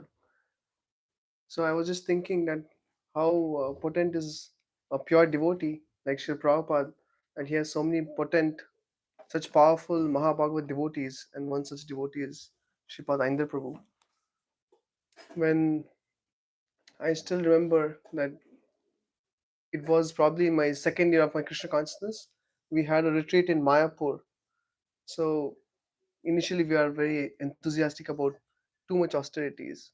So in the campus of Mayapur, there's something called as Gauranga Kutir. So Gauranga Kutir is like the cheapest place of accommodation. Oh yeah. So so me and my other one more devotee, we had taken a vow of getting up really early, like 2 o'clock, and chant 32 rounds before Mangalarti and etc. So that is the first time I morning time I used to hear. I started hearing Vrindavan Mellows 2.1 and 3.1. Then that was the time I found it so mystical, so magical that I really want to know who Aindra Prabhu was. That is the time I fell in love with Aindra Prabhu because just by hearing this kirtan. So as Nikunj Bhai Prabhu was mentioning, Aindra Prabhu gave him taste in Krishna consciousness. So similarly, I felt the same experience of having that the next level of Krishna consciousness by hearing his kirtans. So even now, whoever I reach out to, I make sure they all hear Aindra Prabhu's kirtans even till date. Some places in India we have we are a little strict on whose kirtans we hear. So in one place they made a policy: everyone should hear only sannyasi kirtans, those in saffron, and Aindra Prabhu. Because Aindra Prabhu is it's beyond even ashrama. So Aindra Prabhu's kirtans have changed my, or you can say, transformed my experience of Krishna consciousness, and that's what happened in Boston. In Boston, I was there almost as a lone brahmachari, no one else there, brahmacharis, and it was COVID time, so all I would do is try to learn harmonium and Aindra Prabhu's tunes. Before that, I didn't know much. So at that time, I was also thinking that in those days in Boston, I was trying to, wear things like Aindra Prabhu wore, sing, like trying to sing, mimicking his, external aspect of singing. So of course, when something happened there and I had an opportunity to go somewhere, I would always live stream into YouTube and hear NYC Harinam. Really? Yeah, from there. And when we would go to Satsuru Maharaj's Vyas Puja, that time I would even meet you. I don't know if you remember. Once I met. What year was that? Uh, After the COVID? after the COVID, or maybe as the COVID was ending. 22, No, I don't know. 21, 20. Anyway. Yeah. So, but it was very inspiring. I always wanted to come to NYC and participate in the Harinam. So, of course, so I had two options: New York City or Los Angeles. Ooh. I remember And that. I told you yeah. to forget that. Yeah. Yeah. So then I stayed here one week before I went to Los Angeles. I stayed there 1 week. Then I told Radhesham Prabhu that I like. in our room, right? Yes. Yes. So I said I found my species here. So then I decided New York City. So in the course of time, I also, more time I spent with New York City Harinam, I felt that it's not about the external aspects of mimicking Aindra Prabhu. It's the heart of it. So usually, as any neophyte would undergo, sometimes I would get doubts, with respect to Aindra Prabhu's presentation of Krishna consciousness and Prabhupada's presentation of Krishna consciousness. So then I would think Aindra Prabhu would say something like, just stay in Vrindavan or something like that.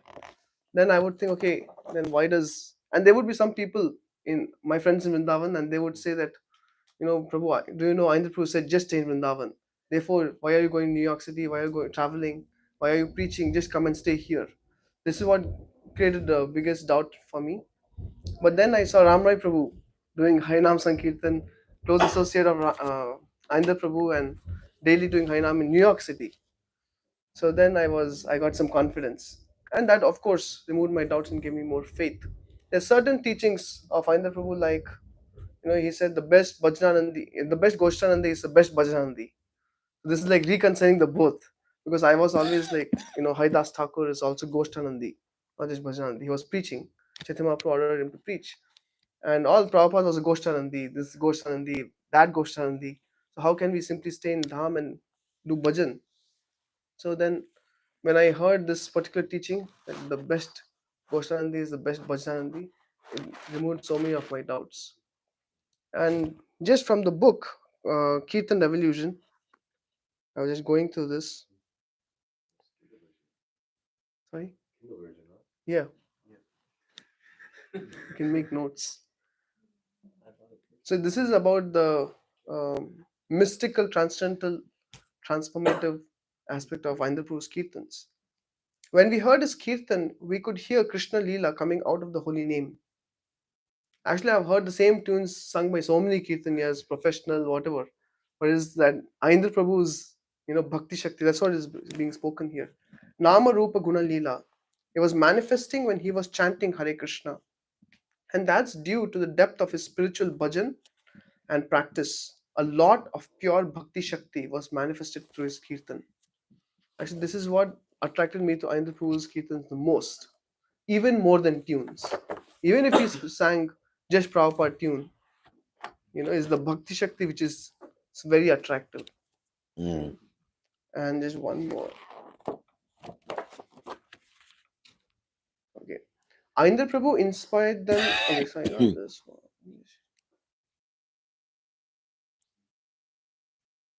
In this, it is mentioned Aindra Prabhu's three most priorities. Yeah.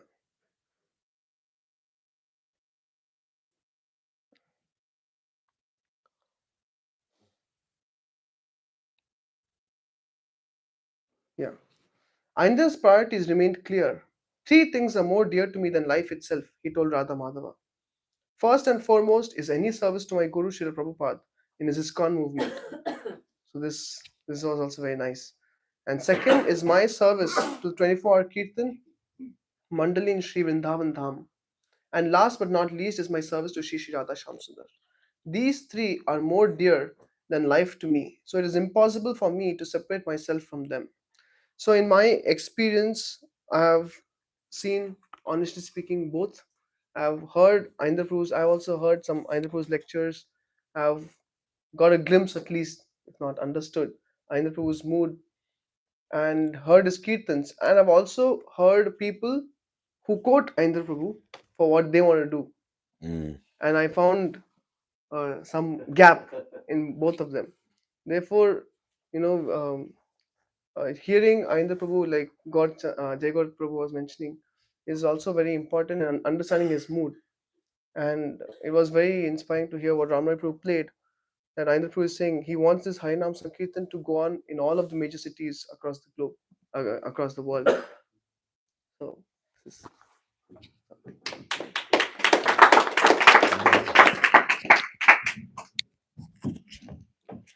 Here's another little quote from Aindra, which is complementary to what Arjuna Nanda was just saying.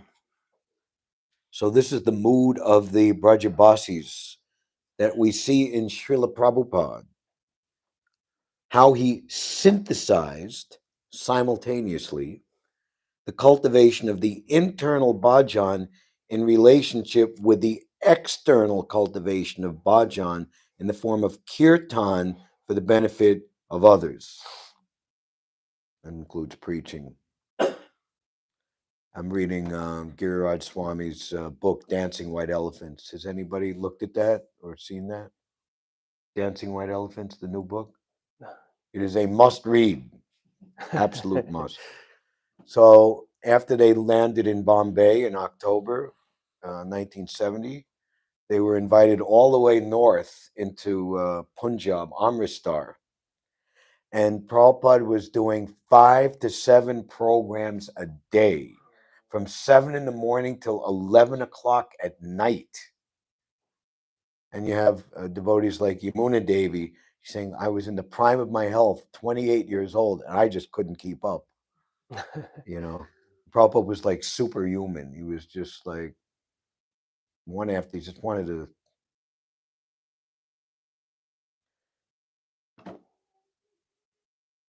And Prabhupada was very, very transcendental to any, I have to take a retreat, I have to take care of myself. Just wherever he was, that was Vrindavan. And he's writing, a pure devotee can create the Vrindavan atmosphere anywhere by his pure and empowered devotional service. And that's what Prabhupada is expecting of us, that we become strong, we become warrior-like, we're not weaklings, we're not sentimental, we stand firm, we have complete faith in the protection of Krishna. That is one of the 6 symptoms of Saranagati. It's cold. Anyway, to have complete faith that Krishna will always protect me. So it's very nice. Aindra was expert in choosing his words. When Aindra wrote his book, he was doing so for 6 years. And, my habit would be, if not to spend the afternoon with him and be with him while he was doing, and then go down for kirtan, then come back up. But, come up in the evening, Ram Roy, look what I wrote today, And we would let, and he, because, I'm kind of like a phraseologist, wordsmith kind of, expression, dramatic kind of guy. So like we would share in that way, what do you think of this word? I remember like a few sequences, we like spent like 40 minutes, choosing one particular word and debating back and forth its usage in the context of the statement that he was making. And, sometimes he would accept my suggestion, and other times he would, nice, but I'm going to go with this. So this, how he synthesized simultaneously the cultivation of the internal bhajan in relationship with the external cultivation of bhajan in the form of kirtan for the benefit of others. Both the internal cultivation and the external propagation of Krishna consciousness are integral essentials in our cultivation of Braja Bhakti or Kevala Bhakti. That's why New York City is so fantastic. Oh, we don't, fair weather friends, they only come out, in the springtime, in the summer. We can sit outside. It's very nice. But the subway, like Times Square subway, 50,000 souls will walk by you in 4 or 5 hours. Where else can you get such an opportunity? The pure devotee grabs that opportunity. That's when New York is. LA, what is it saying? In LA, nobody walks. And in New York, nobody drives, especially after this congestion pricing kicks Subways. in. Right?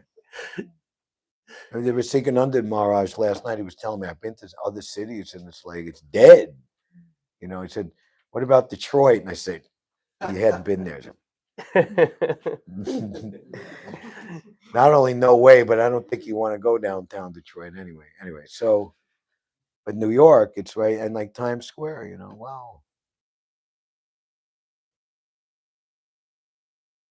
It's like, it's a well-known parallel. There was this Oscar Schindler, and he was like started off as just wanting to try to exploit the situation as a war profiteer, but in the end, his heart was affected seeing the atrocities of the Nazis, and he ended up spending whatever money he made. He broke himself down to the last penny to save as many people as he possibly could. I think the number was 1,200 people. And in the end, he lamented that he wasted so much money. I could have done more. So that is the spirit of devotee. I don't want to waste time. I don't want to waste my energy. How many souls can I affect? As many as possible. So that seemingly external cultivation, not that Prabhupada would say that work very hard, preach very vigorously throughout your life, then you retire to Vrindavan. Otherwise, the mind will disturb. Just like Prabhupada warned us about the bogus sahajiyas, chanting in a secluded place, dressing like Rupa and Sanatana Goswami, but their interest is in money and women. All nonsense. So that's why Aindra is so uniquely exalted and qualified that he could actually remain in Vrindavan with complete authority and right purpose.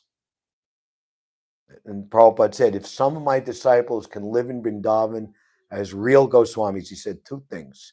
One, that would be very inspiring, and more, he said, he gave the number like 12. If I had 12, or maybe it was 16, I forget, I could take over the entire world. So one such personality, Aindra Prabhu, and look what he has done, his devotional service, and now continuing 14 years after his manifest departure, is taking over the world via the holy name. Both the internal cultivation and the external propagation of Krishna consciousness are integral essentials in our cultivation of Braja Bhakti or Kevala Bhakti at the feet of our Param Kevala Bhakta Srila Prabhupada Ki Jai.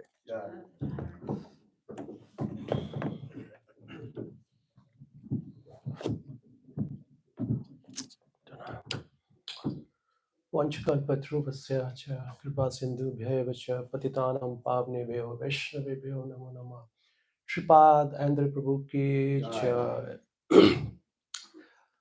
Just a small disclaimer before I say anything. It's my own personal realization, what I have observed throughout my time in ISKCON. I have seen, of course, deities are there. There are two personalities, one Srila Prabhupada and one Aindra Prabhu. If you don't know them in ISKCON, that you are not in ISKCON. Because I was living in Melbourne, Australia for 14 years, and I don't know much of the great exalted devotees, sannyasis and JVCs, because I was living other part of the continent. But when I came here, so I started knowing, okay, he's also a Swamiji, spent there for 30 years, 50 years, and so many people, because we don't know them. Those who comes to be in your temple, then you know them. But I've seen Srila Prabhupada and Aindra Prabhu, they are two personalities, their voice you can find in their phone. No matter which continent, which country, or which town or village you belong to, whether you speak English or not, Srila Prabhupada's lecture will be there if you're a devotee in your phone, and Aindra Prabhu's Kirtan will be there always. So there were 2-3 statements, because when Prabhu played the lecture of Aindra Prabhu in Varshana, that lecture I never heard. Really? First time? Never. Wow. But there is one thing which I heard in Melbourne, because I was just passing through the room, and one of the devotee, he was playing that lecture. But what I heard for this 5 seconds, and that quote was always stuck in my mind for 14 years. And the quote was that japa is a pill and kirtan is an injection. So it stuck in my mind, but I was just passing through, and I said, who's this devotee? Why did he say that? And in most of my lecture to the new devotees, I always quote him. And why? And this strong realization why I had, because I never had into any medical history. But prior coming to America, I just got dengue just 5 days before my flight. Where'd you catch? Australia? In Delhi. Delhi. It was there. So I was just telling the doctor, please get me fixed, because my flight is there after 5 days. And I was really very, very, sick, vomiting, diarrhea, and everything was happening. And doctor was giving me the pills. Okay, pills was not working at all. Then doctor said, give him the injection. Because injection straight away goes into your blood and it works faster. And during that period, it hit me that japa is a pill and kirtan is an injection. It says, now I can realize this statement here. It says, Aindra Prabhu ki jai. That time, I was in the bed, in hospital bed. It says, he really said, and it really mean to me at this point of my life. And then I have seen, even yesterday, I had my 4 programs back to back. And when I went to 26nd Avenue, and I met 4-5 devotees, Western devotees, and I was asking them, how often do you come to this program, 26nd Avenue? They say, I do come here every Saturday, every now and then. And it's my nature to ask them, how did you become a devotee? How did you become here? And they always says one thing, that they says, because they have seen devotees chanting at Times Square, Oh, really? Hare Krishna mantra. Okay. And I asked the lady, I said, what was the thing? He said, I was just passing through, maybe quite far distance there, And I heard some bunch of people was making joke of saying Hare Krishna, Hare Rama, just like dancing like that, like a funny way. And I thought, why these people are imitating this musician? They are just doing something nice very quietly. But she says, after hearing over the period of time, I got the curiosity to know who is this Krishna. And maybe you don't know or not know that she was standing somewhere not in front of your eyes, but somewhere in the park, just listening to the The kirtan over the period of Prabhu time. Prabhu was like a reluctant person. He was like attracted, but like Yeah, same as like that. Yeah. She was also said the same thing. She said, I don't want to be a part of that gang. That's what she said. yeah. Inside a group. He said, but I like what they do it. And over the period of time, she started buying books and started coming to the temple. Who And was she what's her chants, name? Who was that? Julia. Julia. Yeah. Okay. That's like Julia it. made the card for 26nd Avenue, the new one that's red and white. Is It's that got her? the smiley on it. She Yeah. designed that. And I was saying that, I mean, it's so amazing that Aindra Prabhu's heart that our Ram Rai Prabhu is carrying on here in New York. And there's another famous also, one of my friend in Melbourne. He loves Aindra Prabhu like anything. Who? His name is Sudarshan. He just live in Melbourne. Okay. And on his wallpaper photo, he has a quote of Aindra Prabhu. He says, if you are not chanting your 16 rounds and you are doing kirtan, you are just a musician and a performer. He says, until you finish your round, don't get into being leader or lead the kirtan. You make sure. It means that he was not just only being as a musician, he was also a very great deeper philosopher. He understands the tattva and he lives with that. Thank you, Shripad Aindra Prabhu ki jai. Here is a statement from Aindra that Yeah, is please, in please go ahead. mood of what you were just presenting. How would I like to see the progress of the 24-hour kirtan? Well, Prabhupada said that the more devotees, the better the kirtan. Like yesterday, I was very happy with the turnout at Times Square. I thought that maybe it would just be like the standard 6 or 7 of us being overwhelmed by Maya and Times Square being, but actually it was pretty good. The more the better, the more devotees, the better. We're not so much concerned with Shastra Sangeet, although that may be nice if someone has a little ability, some talent, is able to learn nicely different ragas and ranginis and whatnot, or the different mridanga bowls and all these things. But these things are like so many zeros if they are not coming behind the one of pure devotional consciousness. Who would like to speak next? Tulsi Prabhu.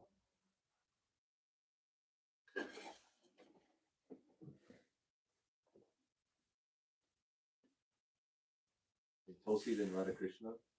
Radha Krishna, you can't hide anymore. Oh,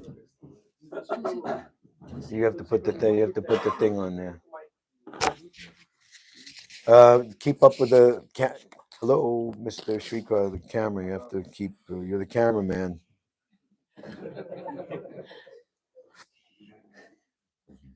Aindra Prabhu ki jai. I, interestingly enough, met the Indra Prabhu only one time, and that was not in Vrindavan. That Mayapur? was in Mayapur. Right. I'm not sure which year was that, but 2004 to 2009, one of those years. yeah. He came for Gaur Purnima festival with a whole group of devotees from Vrindavan, and everybody was talking, okay, Indra Prabhu will be making the kirtan tonight, and everybody should go. And of course, we said, okay, let's go and see what's happening there. And it was very powerful experience. Yes, his presence was such that you cannot just pass by. You have to stop and you have to see what's happening there. So that was my personal experience with Aindra Prabhu. Apart from this, actually, the most what I know about Aindra Prabhu, and especially about his mood, actually I got it from here, from New York, and that is what's going on outside on the Harinam. Actually, that was like I heard some lecture, something, but it was more like a intellectual thing. And when I came here, I actually felt the mood behind the whole intellectual philosophy that he was explaining.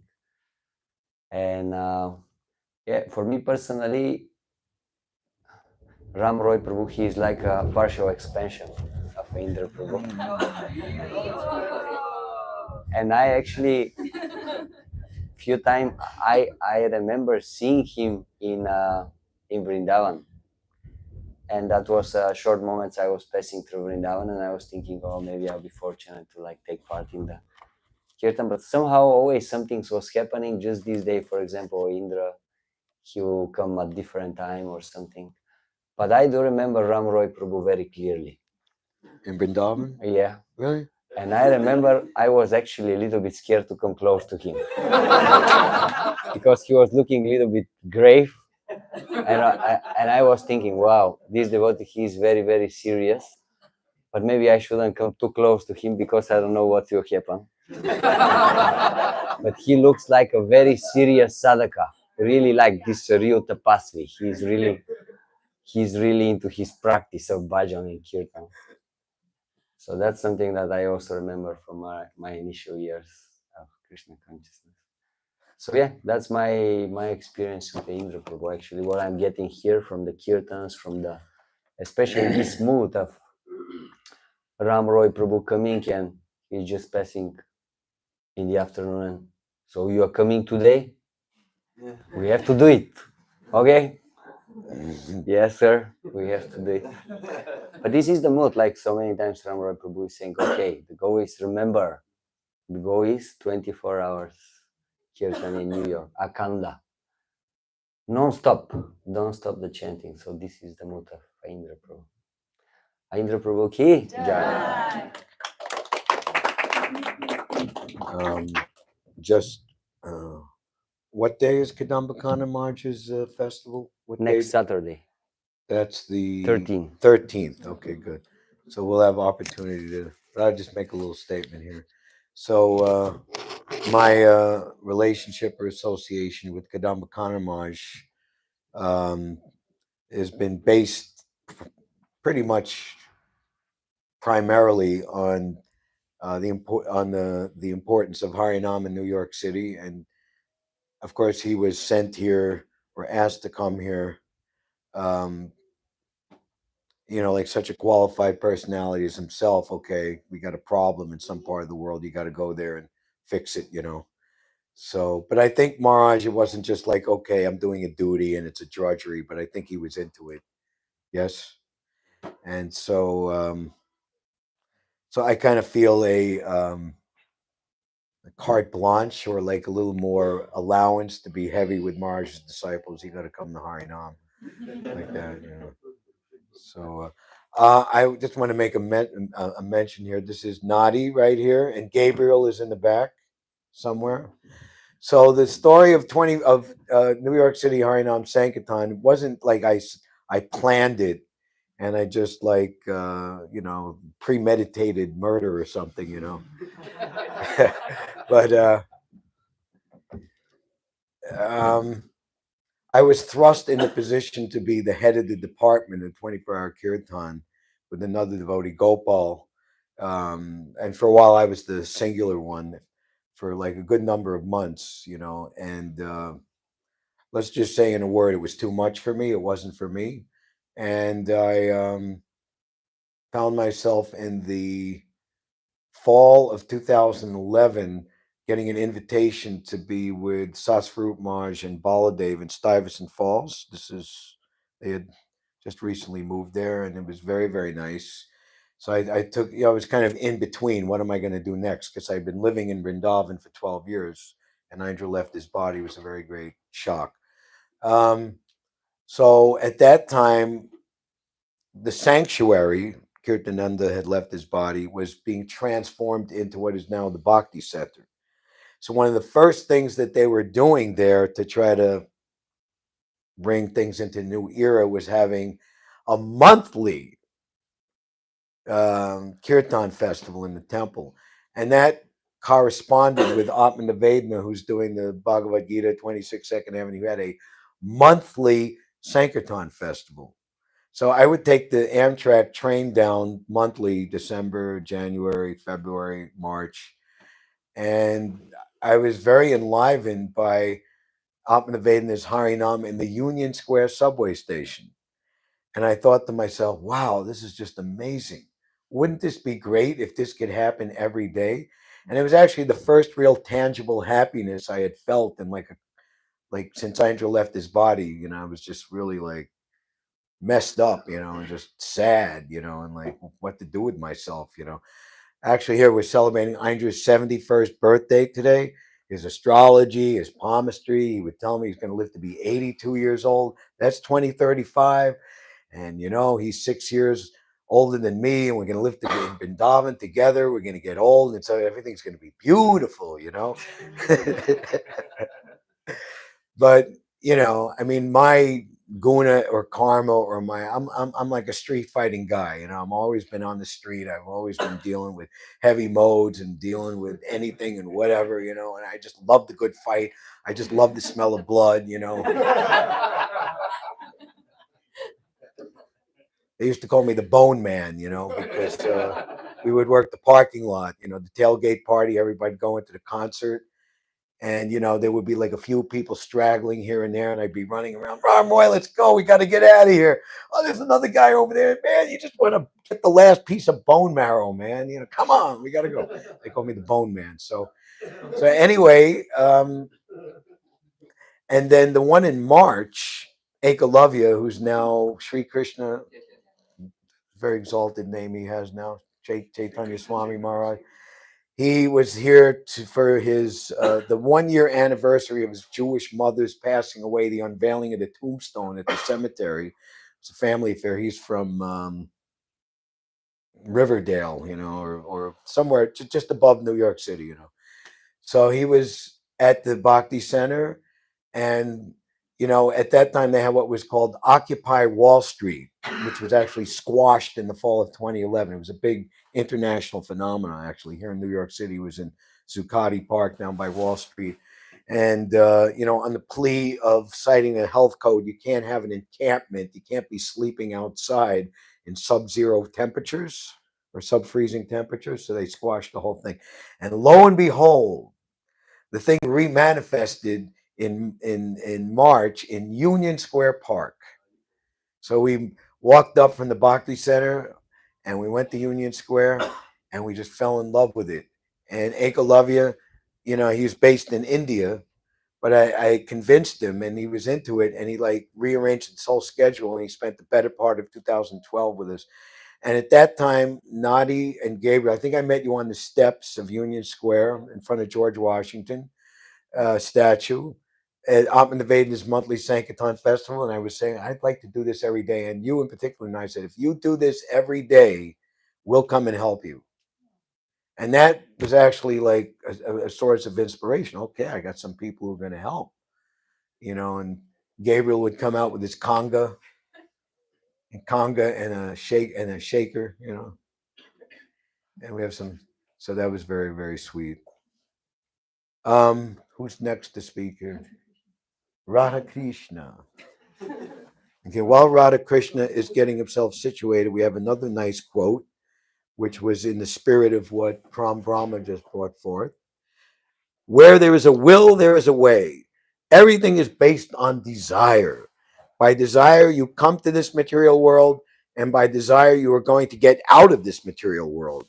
If you desire to remain in this material world, then you are not going to take the necessary steps to become freed from material entanglement or whatever. So it is just a question of exercising your own intelligence as to what you perceive to be the most advantageous for your advancement in Krishna consciousness. Haribo. Hare Krishna, welcome everyone. Thank you for coming. Late. I don't know what to say actually, but every year we come here and we talk about Aindra Prabhu. Do you have the thing on? It's all cute and nice, but we should understand that we should um, have this an opportunity to renew our commitment to him. You know, it's not just like big talk and then next year I come back and, you know, nothing has changed really. So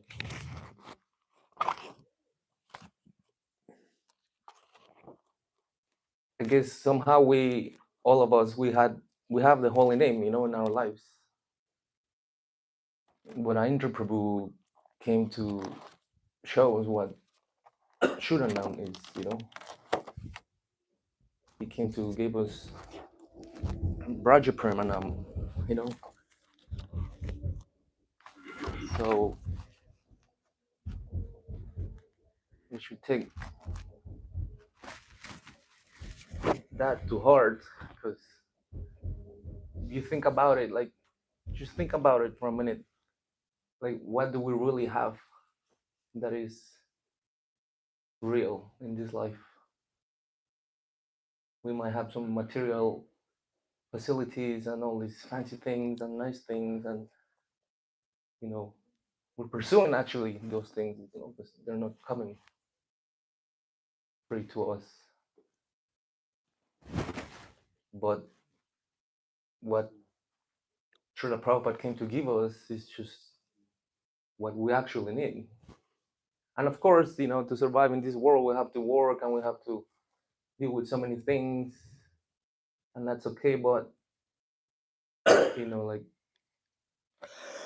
like he used to say, like, we have to make Harinam our priority. And most of you didn't know Aindra Prabhu personally, but look who we have here. You know, Don't do that. like, somehow we are all together in this, and, you know, Ramra Prabhu is leading us, whether he likes it or not.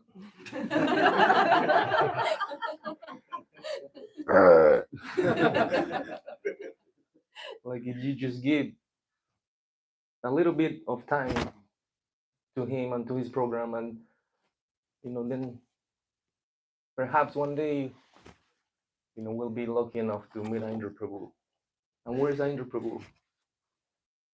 You know, he's right there with his Radha Sham, you know, chanting and dancing, and he'll introduce us, you know. So don't take this so cheaply, you know, like, I'm no one to say anything, because most of the devotees here are my seniors, but it's just like so easily to fall into so many things.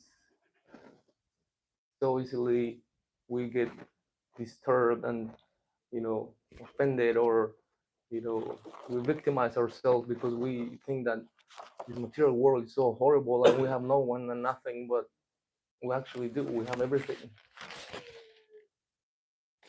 So, end of the day, it's up to us to take it, you know. Like Aindra Prabhu, he was basically a hippie. Huh? He was, you know, engaged in all these material things, but then that's it. Follow Prabhupada, you know, all the way. So I think we owe this to Srila Prabhupada, to all our gurus, you know, that keep struggling and keep trying to make us understand that, you know, this process actually works, you know. And if you haven't realized that, it's maybe because you're not doing it enough, you know. So, like many of us, like Aindra Prabhu, he really created a revolution in our hearts, you know.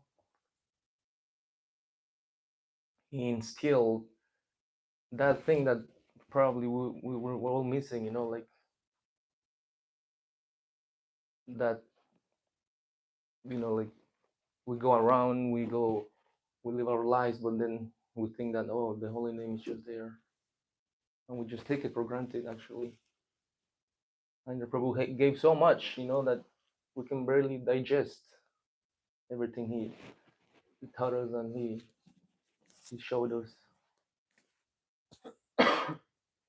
So I actually here trying to encourage all the New York community to come out and help Ram Roy Prabhu, because what he's doing and what his brahmacharis are doing and what his New York is doing is not a cheap thing. It's the only thing we have. Also, like he mentioned, like don't take kirtan as something that you want to get something out of, do it for the right thing. And Aindra Prabhu used to say, don't just sit there and look pretty. Just do it with, aiming for the real goal. Of course, it's difficult to have this mentality, most of the time, dealing with so many things and the material world and this and that. But Aindra Prabhu would say, if insignificant Aindra Prabhu, Aindra Das can do it, anyone can do it. So Aindra Prabhu, really, it's easy to say, like he changed my life, but he really did. He really personally showed me like that can be done in this lifetime. It's up to us what we want. And like I said, if we follow the great devotees, then we will get there. So I'm not making this about you and Ram Roy Prabhu, but I really want to thank you for your big sacrifice. I got to do something, You know, so might as well do like this. many of the devotees that were under Prabhu were like, they did the thing and it is still around. Look at Ram Roy Prabhu and his age, what he's doing, what he's dealing with. And not just like a monthly thing like it used to be. He's every single day for hours. So come out and help him, help yourself, help New York City, and help the world, get a taste for the holy name. And all this is because of Aindra Prabhu. He could be in Vrindavan, doing kirtan, maybe not in charge of the 24-hour kirtan, but doing his own personal bhajan. But he's here with us, so we have to take advantage of him. Because he really will take us where we belong. Jai Aindra Prabhu ki, Srila Prabhupada ki. Can we squeeze a few more? Nadia, come on. Prabhupada wanted us to be thoughtful men.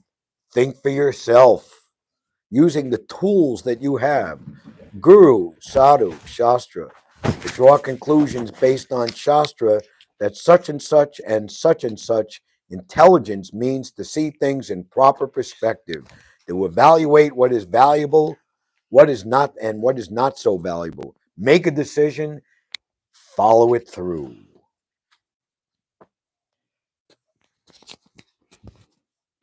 Prabhu. I just wanted to say thank you because I think in a moment in time, many years ago now, when I was just kind of feeling like an outcast a little bit, but we were just coming to the, Gabriel and I at that point were coming to the Brooklyn Temple and coming to Kirtan, and we were just like, what is this? I was like, what are these melodies? What is this? What is this feeling? I'm crying. I would come to the temple and I'd just be crying my eyes out. And something inside of me was like stirring, but it was these beautiful melodies that I'm like, they're so different, they're so unique. Where is this from? And I was coming to Kirtan here in Brooklyn, and then I started digging around on YouTube, Vrindavan Kirtan, Vrindavan Kirtan, Vrindavan Mellows, Vrindavan, and I found Aindra in 2009 on YouTube. And I was just, sitting at home with my harmonium trying to learn. And I was like, I want to learn what this guy's, I want to learn these melodies. These melodies are so beautiful. There's so many different ways to chant these melodies. And I found Aindra on YouTube and I started chanting with him on YouTube, and I was becoming very attached to him. And then it was like 2010 or something, and Gabriel was like, I'm not sure what year it was that he passed away. Yeah, 2010. Yeah, and it just kind of coincided. Like I was listening to him for a year on YouTube and becoming just so attached, and then simultaneously finding out that he had passed away. And I was very confused and very heartbroken and very sad. This person that I had never met, that had touched me so much. And I remember just being very sad and crying and all this stuff. And then simultaneously, we meet Ram Roy, and he's out in the street chanting, and he's like, whoever wants to do this every day, we'll do this every day. And he's like, who's with me? Yeah. And everyone was like, and then Gabriel and I were like, we're with you. We'll do that.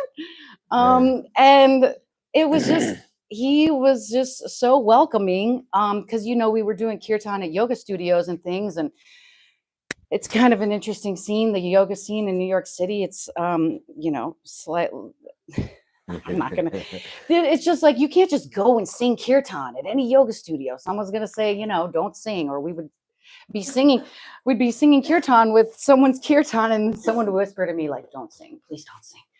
And so I was like, wow, maybe I don't have a good voice. I don't know. I didn't want to sing. And we come out to the kirtan, and Ram Roy's like, sing.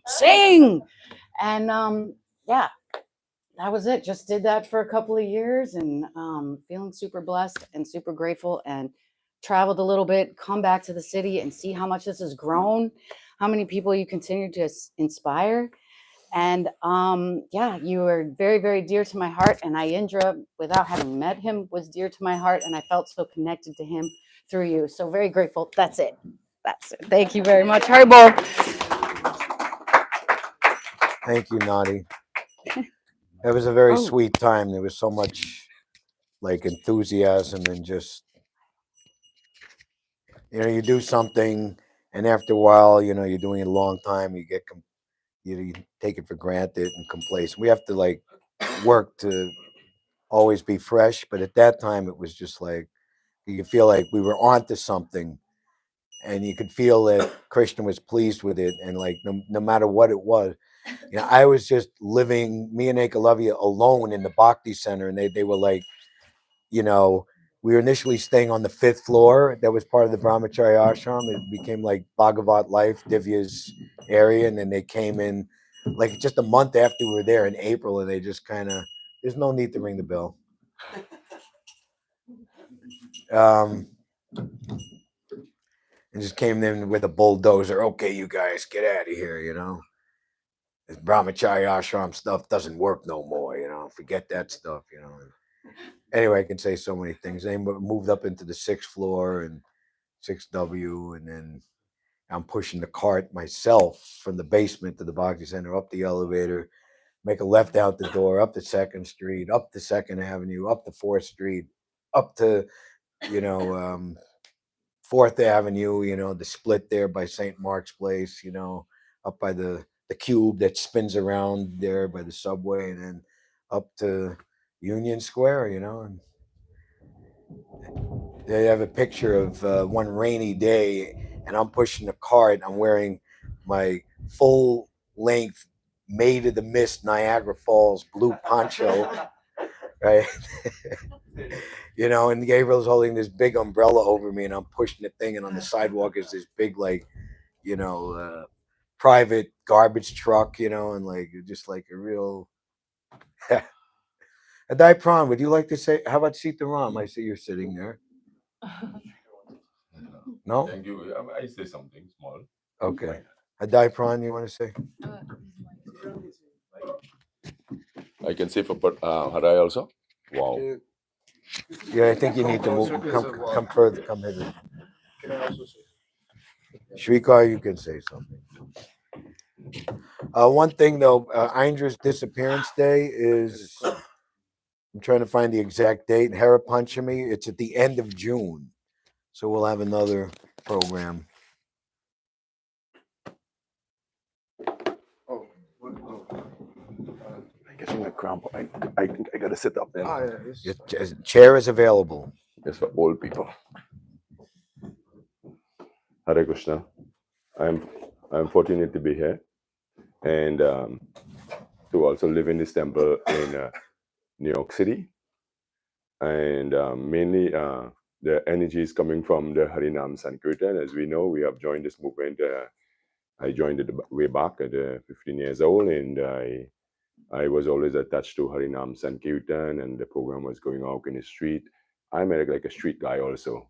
And I guess Ramari know that. That's why he encourages me to be a part of this Harinam Use his Sankirtan. nice. How tall are you? 6'2". 6'2", yeah. Yeah, I mean, you know, like, you know, words and phraseology is very nice, but also like physical stature is a very convincing tool to be used in the protection of the Harinam and the devotees. And actually, that was always my service, you know, fighting for the devotees. And We call it advanced behavioral modification engineer. beating up people all the time. I just like a friendly pat on the back, you know, like, I think maybe you need to kind of calm down a little bit. I think Ramar, he know how to do it, you know, so he kind of gave me some tutorials, you know. I mean, you know, I'm only like 5'5" and like, you know, whatever, but anyway. So one of the main thing, I had a good fortune of meeting Aindra Prabhu and sitting in his kirtan in Sri Vrindavan. I used to go to India 2 times a year, sometimes 3. And Vrindavan was like the hub, New Delhi, but Vrindavan was the, you know, place of worship and so forth. So I had many wonderful experiences in his kirtan, and I couldn't do anything. As everybody know, I'm not so useful, so I used to dance, you know, and he liked that, you know. He liked people to dance in the kirtan, because if you have kirtan and there is no dancing, then he said that is, you know, no kirtan, you know. So he liked the dances. And in recent time, I've been back to India also, and the devotees, they also said that, you know, dancing in the kirtan is very important. So that's the beauty. And I had a very intimate relationship, one moment of experience with Ramoy, maybe Ramoy? Wow. Yeah, just imagine that, eh? With Aindra Prabhu. One day I asked him to sell me his harmonium, if I could get a harmonium like his, you know? And immediately he sold it to me. Yeah. Yeah. Immediately he came out of the temple. He was in that walkway between the 2 buildings, and he was about to go upstairs, and he showered his mercy upon me. He gave me that harmonium. He put it around my neck. It's in Trinidad. I didn't know it was so much on great demand. Okay, can I just add something? So, you know, Aindra Prabhu with this type of harmonium, you know, that you can portable, he came up with the design, and he got 2 particular harmonium makers in Mathura Holy Gate near Rangeshwar Gully, the Shiva Linga worshipped by Kamsa, of all people. Next to the Keshavaji, go to your mat. That's Shamasundar and Prakash, like a family, brothers. They make the harmoniums, like this one here, for example. And he would just make them and sell them at cost. He wouldn't ask for a profit. And he was thinking, I'm just helping to propagate the Sankirtan movement by doing this. And a good number of devotees were like, I'm going to give a donation on top of the cost, but many didn't, and Aindra didn't mind, So actually, maybe I shouldn't say this because anyway, but anyway, I'll say the little brown harmonium, little portable one. That was Aindra played that personally for 2 years, and not the 2004, but he brought it to Mayapur for the 2005. They did the Abhishek 2 years in a row, 2004, 2005. Then they decided it's too much. We'll just do it every 5 years, So that I keep under very strict lock and key. For example. So there's Aindra's munificence, and he created that harmonium for the purpose of,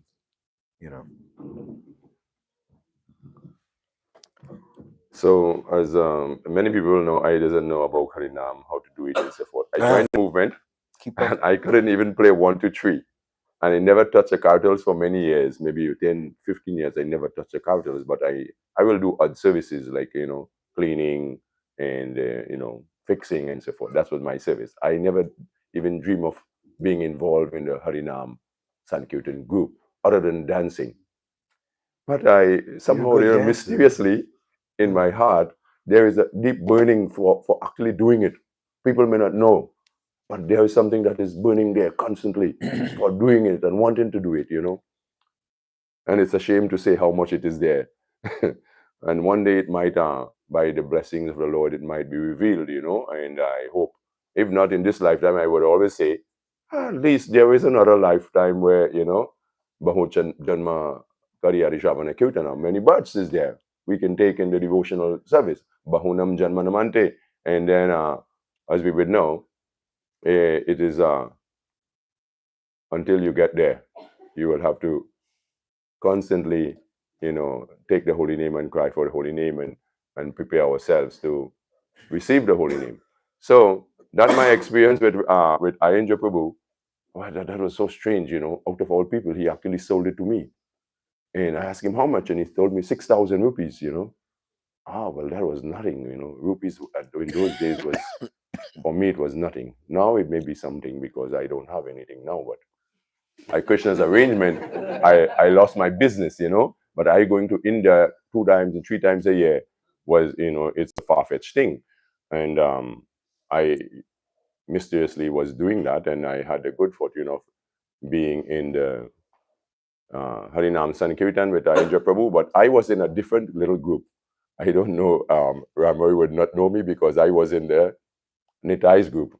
There were 2 groups at the temple. As you know, every temple have groups. And I was with Nitai Das. He's such a great soul also. And he sings such sweet and beautiful kirtan like Aindra Prabhu. And so that's how I maybe didn't have so much association with Aindra Prabhu. So yeah, I'm getting a chance to say something is because I like to talk so much, And today is a fortunate day where I can say something that even that little, because the Harinam Sankirtan and what Aindra Prabhu has given and what Ramay Prabhu is standing for, I am really happy with that. Like I was telling a devotee recently, I said, if anything, I live in this New York City is a strange thing. I said, I would serve under Ramay Prabhu because he's such a good devotee for distributing the Harinam Sankirtan. So, and I said, if I get money, I will help Ramay Prabhu. I'm so silly, but that's how it is. Because Harinam Sankirtan is the most important thing. And I'm really thankful that he appreciates me. Out of all things, Hare Krishna.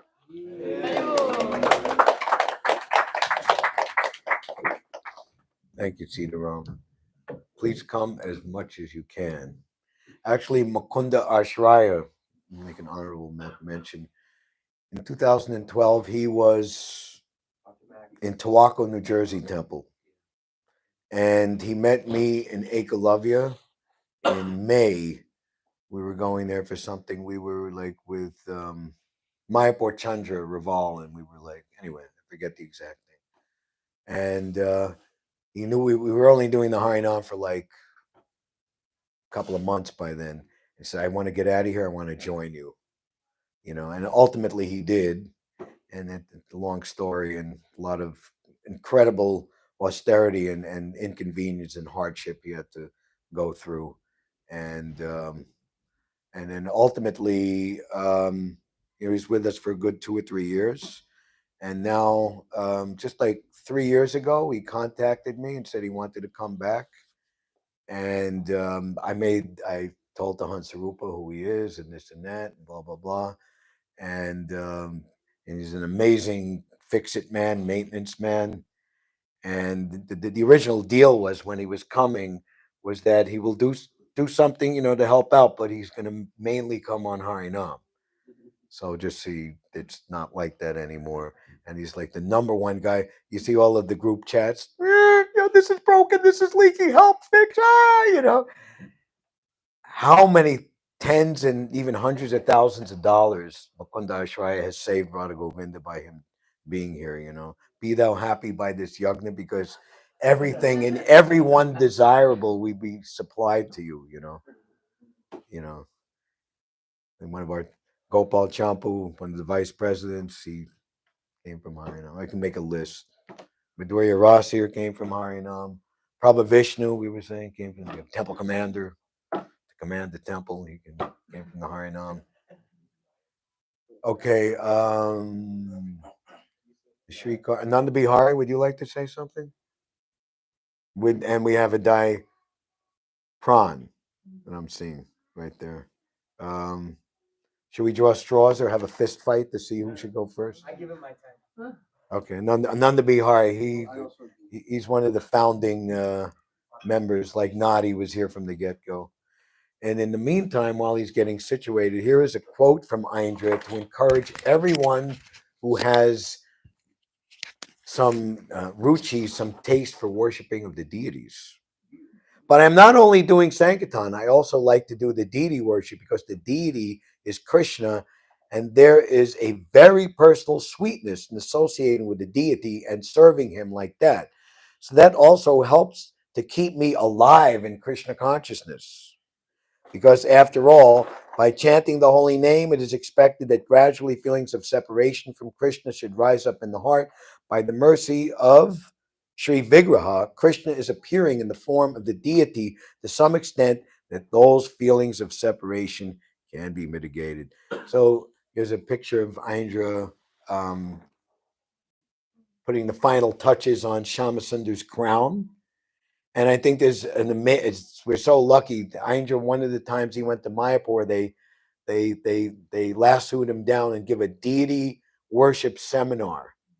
Okay, and there's on YouTube, and he's showing how to dress, and it's so meticulous. Not use sulfur matches, and the smell goes in the deity's nose. What kind of nonsense is this? And pins, how you stick the pins in properly, and this and that. So many things.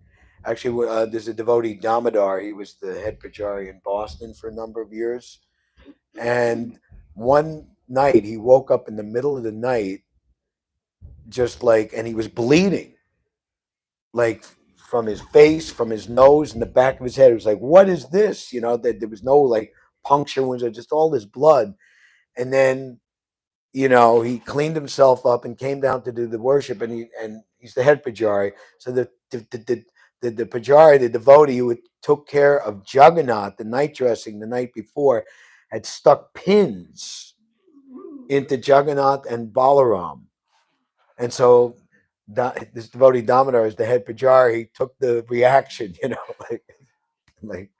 or one time, if in the Boston temple, there's the chain in front of the deities, and in the summertime they open the back window and the air will come in and blow and back and forth, and so one time the air just completely blew the thing past over the chain, and the Raj Boga was being offered, and it completely knocked the Raj Boga off the, just, and when he came in and said, and he inspected, and so what had happened, you'd seen that the preps that should have had salt, the cook had mistaken it for white sugar. And all of the Raj Boga preps with salty preparations had sugar. And so it's the Radha Gopi Vallabh just like threw it off the altar. We can't eat this. So Aindra was a champion of not only did he like to work, in 1990, there was a time when Aindra was dressing Radhashama Sundar 5 days a week, or even 7 days a week. This is before the flute pastime, where the deity, like, oh, Krishna doesn't have a flute, got to put the flute in. So he purposefully didn't. Big Shamasundar, the big deity, no flute. Where's the flute? And they said that it was under Radharani's sash. Radharani stole Krishna's flute, and all the the temple leaders, what is this? What is this? And they like criticized Aindra. What is it? And I said, I'm mad, and he just anyway. But anyway, before that, and so he would bring me on the altar, and we were, like I would do I had to do the initial bathing and undressing of the night dress and put on the day dress and ankle bracelets, and they'd be there, like the surgeon has his assistant suture, scalpel, bring me so all the trays from the Elmira on the altar, and like, all this and that. And, it wasn't like you could just pick something, but I just wanted to see everything, and he would just look at it, analyze, and, just, make his choices. Sometimes he'd grab like 2 or 3 choices from a tray and it'd be right there. Actually, always he would do like that. And, and then at a certain point, when it was clear it's done, that now you have to take it all away, And along with doing that, then he would send me out to get the mogaviria. He called them fleaves. They're a combination of fleaves and flowers. So they're fleaves, and they're thorn bushes. You have to climb up there. There's monkeys, and they're on a ladder, and they're thorn. You have like a pair of scissors, and you're wearing, you know, you're just like barefoot or whatever, and you have your chudder on, and you don't want to get ripped to shreds and this and that. And you bring it all back in a basket. And then I was the Pujari for Lalita Vishaka too, like just and then his own deity worship. Just said, why do you have 2,300 some odd Shalagram Shilas, Aindra? And Shalagram Shilas, what form of Vishnu is this? They're all Shamasundar. They're all Krishna. That was his realization. Krishna. Well, if you worship this Sheila, it'll increase your disease. If you worship this, you'll get anxiety. And says, worshiping Krishna in any condition of life is auspicious. So how much anxiety, or get disease, or your lifespan will be shortened, but how much, like I saw some funny cartoon, like somebody's rubbing a genie in the lamp, and the genie comes out and he says, yes, I will grant you your wish. I wish that I have enough money to last the rest of my life. And the genie goes, your wish is fulfilled. You will only live 1 week more,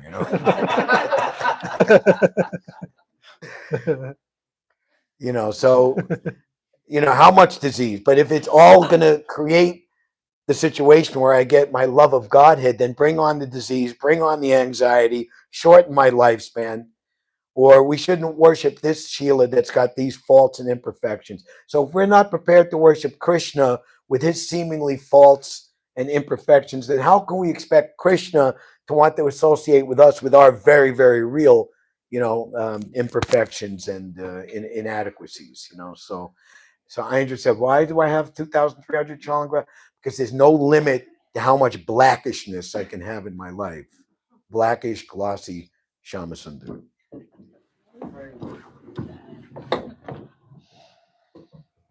So I know you can raise this, and then you have to do that, or figure it out. Raise it up, or hold it in your hand. Yeah. That's a good one. Hare Krishna. Nama Om Vishnu Padaya. Krishna Prastaya Putale. Shrimati Bhakti Vedanta Swami Nitinamine. Namaste Saraswati Devi. Gurvani Pracharini. Nirvishesha Shunyavadi. Paschatya Deshatarina. Jai Srila Prabhupada. We're going to attempt to very briefly glorify Krishna and Aindra Prabhu. And I was, when Ram Roy Prabhu was speaking earlier, I was thinking how thick and deep the conditioning that we have is in the material world. It's going back lifetimes and lifetimes. It's piles and piles of dirt. That's how conditioned we are. At least some of us are. And then there has to be something that is as potent and as powerful as that condition, at least, to get us out.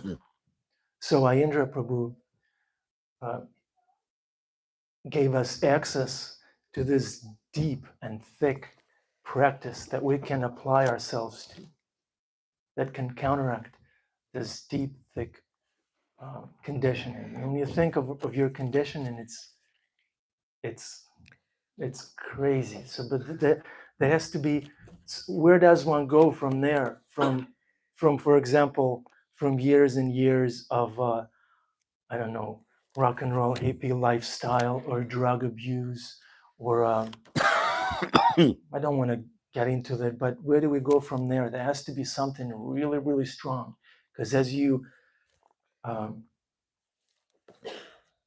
gratify your senses, your tolerance grows. And then after a while, you become insensitive to so many things. So we should be grateful to Aindra Prabhu for giving us this very strong and powerful outlet where we can engage our senses that are like horses, like wild animals, wild beasts. It's so hard to control. So Aindra Prabhu gave us this practice where we can engage all this insane propensity for being active. We can apply that to kirtan. We can apply to japa. So that's one thing I wanted to say. And as someone who only comes to Harinam when it's nice and warm outside, as someone who has never had personal association with Aindra Prabhu, I wanted to glorify Ram Roy Prabhu. He is not a partial expansion, he is a plenary expansion. Through him, Aindra Prabhu's mercy is shining in all of our lives. When I first met Ram Roy Prabhu, it was at a yoga studio at Mother Divya. Was it what was that one? 28th Street? What was that one called? Yoga Shakti? No. It was somewhere in Broome Street, I think. Broome Street Yoga. Temple. Okay, yeah. Yeah, They have like the Ramones logo. Yeah. It was an outreach program, and I didn't know who Ram Roy was, and I was at the book table, so I gave him a pamphlet. I think I had come from like a concert, so I was wearing pants. Yeah, he was wearing pants. So I gave him a pamphlet, and I told him this is the mantra, you know. And Thank you. I never knew that. Yeah, and Ram Roy Prabhu did not kill me right there. He just said in a very humble and a straightforward manner, he said, I've been around for 30 years and there was not a tinge of false ego in it or pride. He just said it straight. I've been a devotee for over 30 years, but I didn't feel that there was any ego in that. So he corrected me very lovingly, very gently. So that's how I enlightened you, not corrected. Yeah, enlightened me. Informed. Yeah, informed me. And then another time I remember I was upstairs on the 5th floor in the ashram, and Ram Roy Prabhu had just moved in, and he was 5th floor. He was going through the closet. There was a walk-in closet with all the pants and all kinds of wrinkled clothing and all worn out, beat up pants and stuff. So he took out a pair of pants and he goes, "Shut my mouth. This is exactly my size." And I was like, this is a Mahabhagavata. He's a great devotee. And he behaves like that. He's so humble. Ram Roy Prabhu is a real deal. So those two anecdotes that illustrate Ram Roy Prabhu's real dealness. He's a very exalted soul, but at the same time, he's very approachable, like Divyangi said, approachable, merciful, relatable, funny, deep, committed. Ram Roy Prabhu, thank you for being you, for showing us how it's done, and for carrying Aindra Prabhu's Shakti and Aindra Prabhu's mercy and letting us have a taste of it through your association. Ram Roy Prabhu ki jai, Aindra Prabhu ki jai. Hare Krishna. Very much appreciate Ananda Bihari Chinmay Radha. They've made a conscious decision to stay here in New York City. I just saw a statistic. This is the most difficult and expensive city to live if you want to like have a family, and so that you think that Harinam Sankirtan is such an important thing to be associated with, that you're taking the austerity to remain here, that speaks volumes. Thank you. And thank you for your loyalty. You know, there's like a poetic lyric in one like rock song I used to listen to. It goes like several seasons with their treasons, you know, so we can expect that in the material world. People you know, do things, you know, and they break your heart, but thank you for never doing that. Who's next?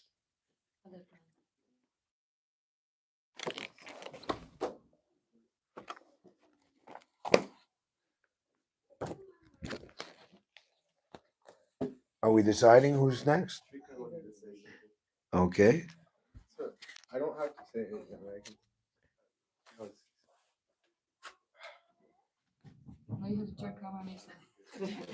We need a new cameraman. Put it on your Okay, this is feet. fine. Put it on No your one feet. needs to see. Oh. Hare Krishna. I'll be very quick.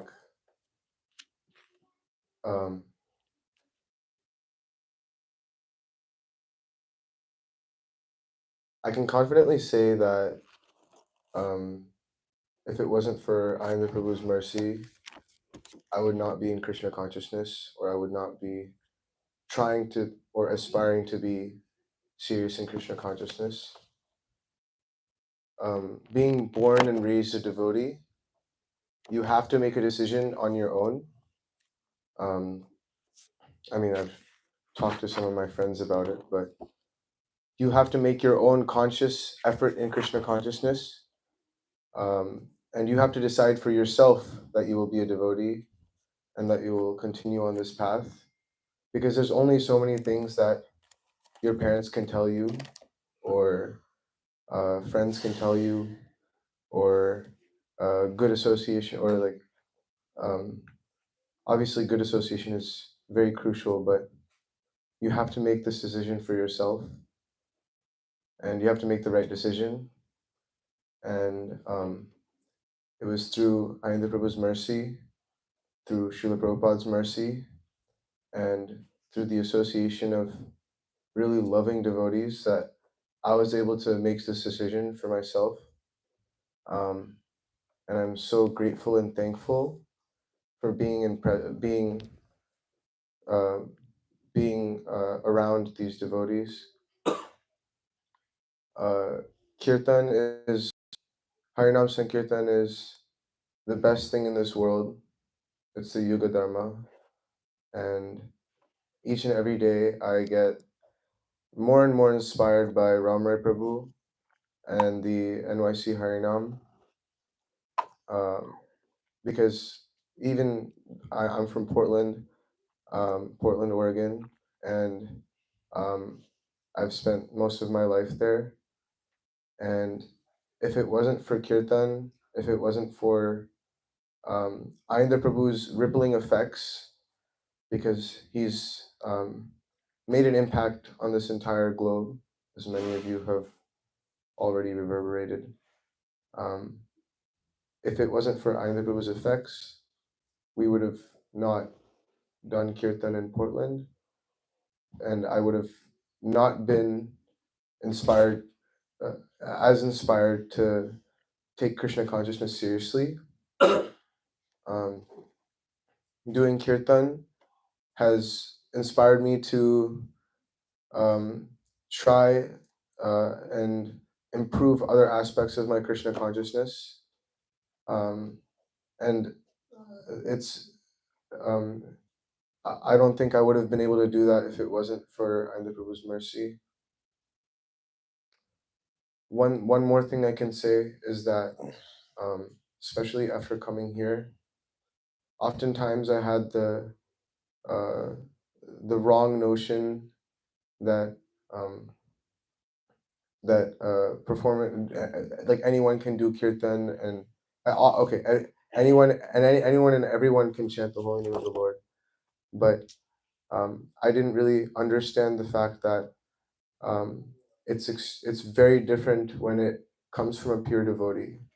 When a pure devotee does kirtan, leads kirtan, it is very different, and it is even more auspicious, and it can transform your heart. Um, I didn't really understand that fact until I heard Ram Rai Prabhu's kirtans. After coming to New York City Harinam, I can I don't think I've heard anything more transformative than Ram Rai Prabhu's kirtans. They're fired up, as Aindra Prabhu says. They're fired up, um, and that inspires me to be fired up. Um, that's the so it's amazing, and so I was, yeah. Um, Ram Rai Prabhu is the definition of fired up, and through him we can get Aindra Prabhu's association, and I'm really grateful to have met all the wonderful brahmacharis here and everyone in this community after only being here for a relatively short amount of time, and I'm blessed, and I'm so thankful, and I hope to forever get all of your association, because without it I won't be able to contribute to this movement.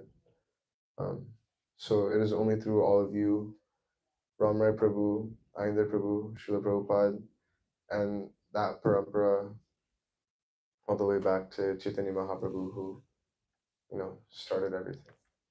So thank you so much, all of you, and I wouldn't be here without all of you. So thank you so much. Hare Krishna. Thank you, Srikar Prabhu. My experience over the years, people come, people go. Um, it's not that coming to Krishna consciousness means that I'll have no anxiety. You trade your anxiety for material anxiety, the spiritual anxiety. So my anxiety is, am I going to have enough people? How is it going to go on? Everybody goes to India at Kartik time, and now December. Okay, Christmas, it's fun, but then January, February, oh my God, what's going to happen? So without planning or without even, a lot of times people just show up and they don't. I'm like the last to know. I'm like the last to know that somebody's coming, the last to know when they're going, and they're just there. They are, surprise, you know. But somehow Lord Chaitanya has never left me in a lurch. I remember one time it was like after Rath Yatra, you know, and Rath Yatra, everybody rolls into town and everybody, here I am, hello, and like so many devotees. And then after, where are you going? Well, we're going to the next Rath Yatra. See you later. And then, it's like it goes right back down. It's like you go to the highest heights and you go. So it's like, and we were doing 7 days a week. So I'm out in Union Square and it's just me, Ekalavya, maybe like one other person. Oh my God, how are we going to pull this off? And there was this, she's actually initiated by Radhanath Swami. She's passed away some years now. Her name is Brinda Leela. She's Russian.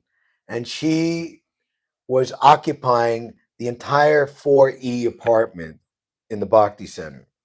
And she had like some like friends who were like Unitribe hippies, and there's like really weird scene, but she loved Harinam.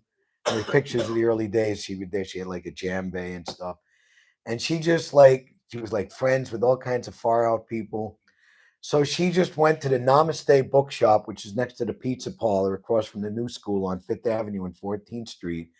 And they had like a Sunday meditation room, and she convinced them, hey, let's just all bring to Union Square. So all of these people, like about 5 or 6, and they brought like a sitar and Esaraj and all these. and wow, I got something going, So that was like one of the most amazing examples. So Shrikar Prabhu has come, was a Gopal from Boston. We hope that he can relocate himself here.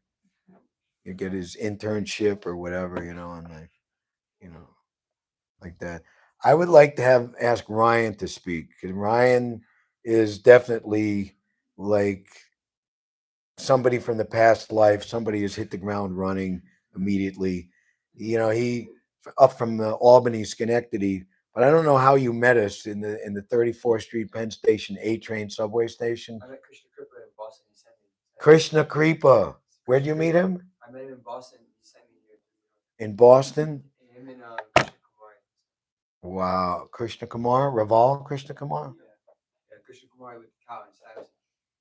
Huh? In Stuyvesant Falls. Krishna Kumar. Oh, Krishna Kumari. Okay. She's a very nice. Yeah, Krishna Kumari. Okay. So, and then, and even like Hansa, was it Hansarupa or who they were? Well, he wants to stay overnight, let him come and go. And he's like, he's in the subway, he's barefoot, it's January. And like, and congratulations on finally putting on the new shoes that we asked you to get for the last 2 or 3 months. That's a great accomplishment. Very nice. And now he is our book distribution man. And yesterday we had like an amazing thing at Times Square, and he's like taking on a lot of responsibility. And please come and speak. And while you're situating yourself here, so we should try to understand seriously our inalienable right and responsibility to perform the Yuga Dharma for the benefit of the people of this world and for our own benefit. It is very important. Whether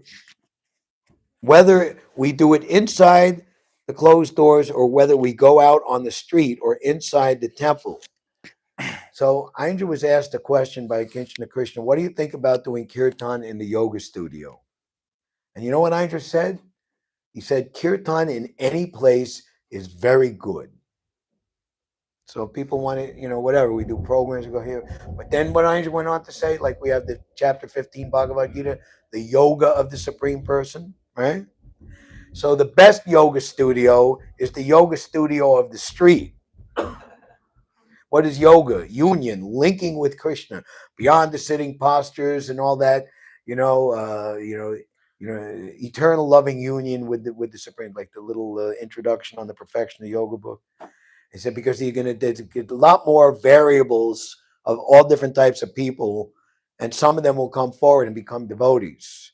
And generally, you find like in yoga studios, they're kind of into the yoga and the impersonal aspect, and they have like a really kind of beautiful life, with the four opulences, beautiful body, aristocracy, education, money, and the take up real spiritual life, devotional service, surrendering, and it's. I mean, it's good to get anybody to chant the holy name anywhere and everywhere, but emphasis is on the public, and that's what Lord Chaitanya did.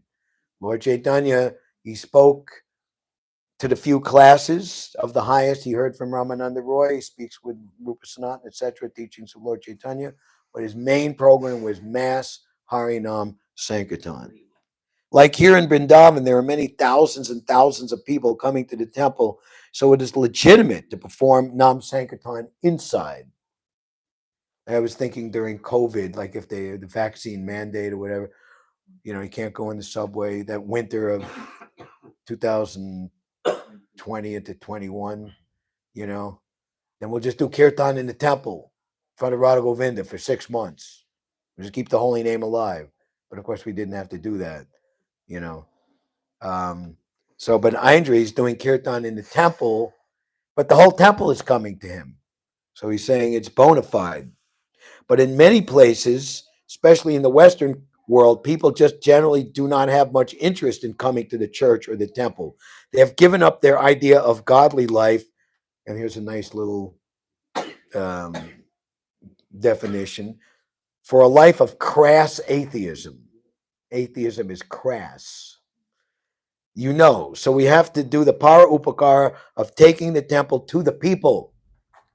It's like, who is it, Pavanitai, or you who wrote 24-hour kirtan, Sripad Aindra Prabhu, on the pillar of that ancient, steel girder in our Times Square 7th Avenue spot that's been there since 1904 when they built the subway, So put a nice plaque there. Well, yeah.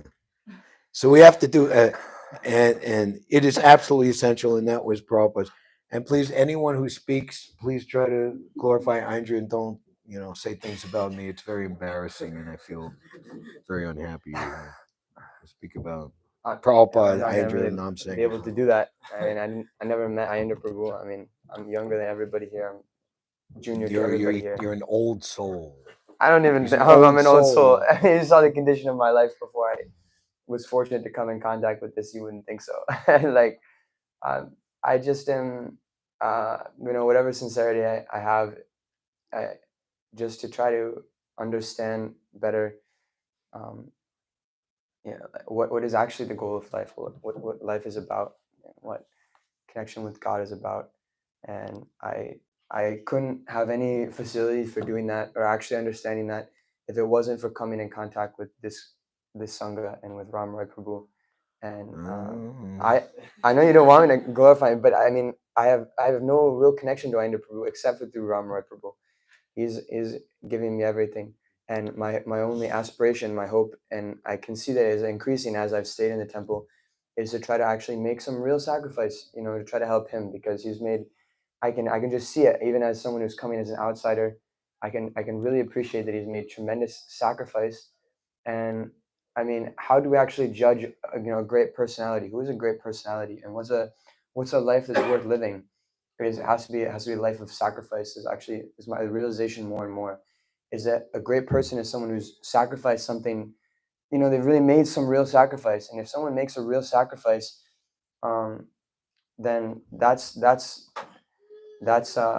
actually a person. That's actually a life that touches other lives.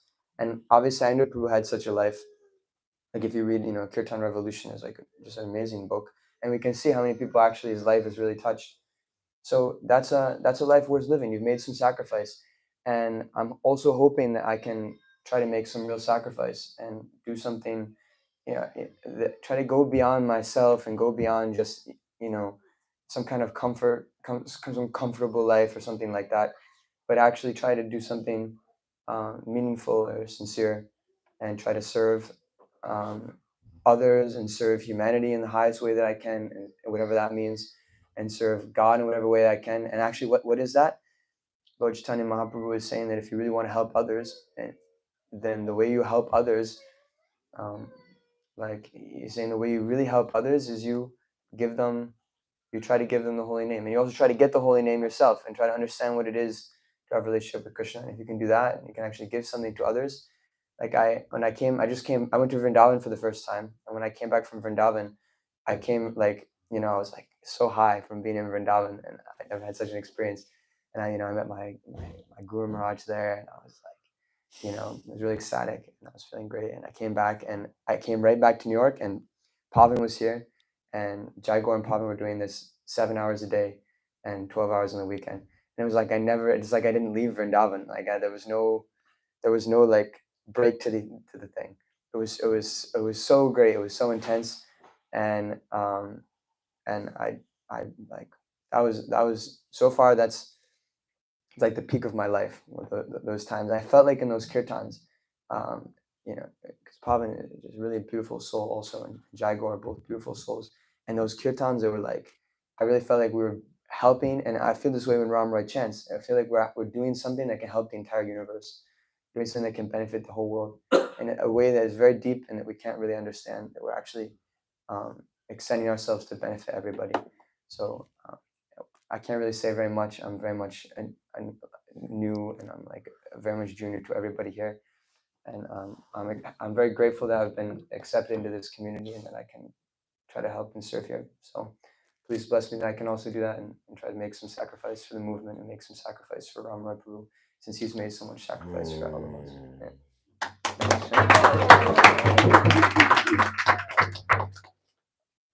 Should we stop? Yeah.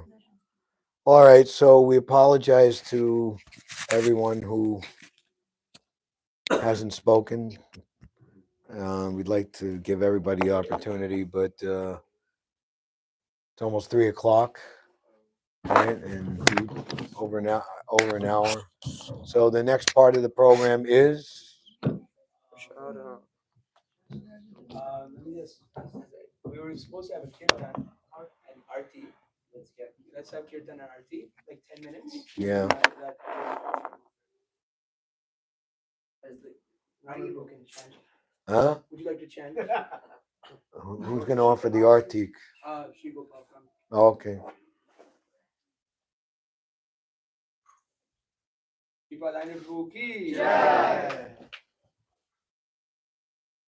Oh, tomorrow is Somavati Amavasya. It's very auspicious when the dark moon day or the full moon is on moon day, Monday. Very auspicious. And it is I think it's something like 90 or more % full total eclipse that will be visible here in New York City. So, looking at the eclipse could cause permanent damage to the eyes. And Hadai, what is it? It's like it's exactly the same as if you look directly in the sun in a normal day. Yes. There's nothing different. Nothing different. So like same way how you wouldn't be able to look at the sun on a normal day. So if you look at the sun on a normal day, you'll go blind. Same effect, but you think you're looking at something dark, but you're not. Okay. So in 2017, Divyangi was there. We was really ecstatic because people go and they sit in the park and we were in Union Square, but I think Washington Square will be because there's a lot more open space. So, but I don't want to bring it there and have devotees go there and get permanent eye damage. I don't want that stain on my soul. So, yeah, but you have to have like special sunglasses, not even just. You just have to control yourself and not look at it.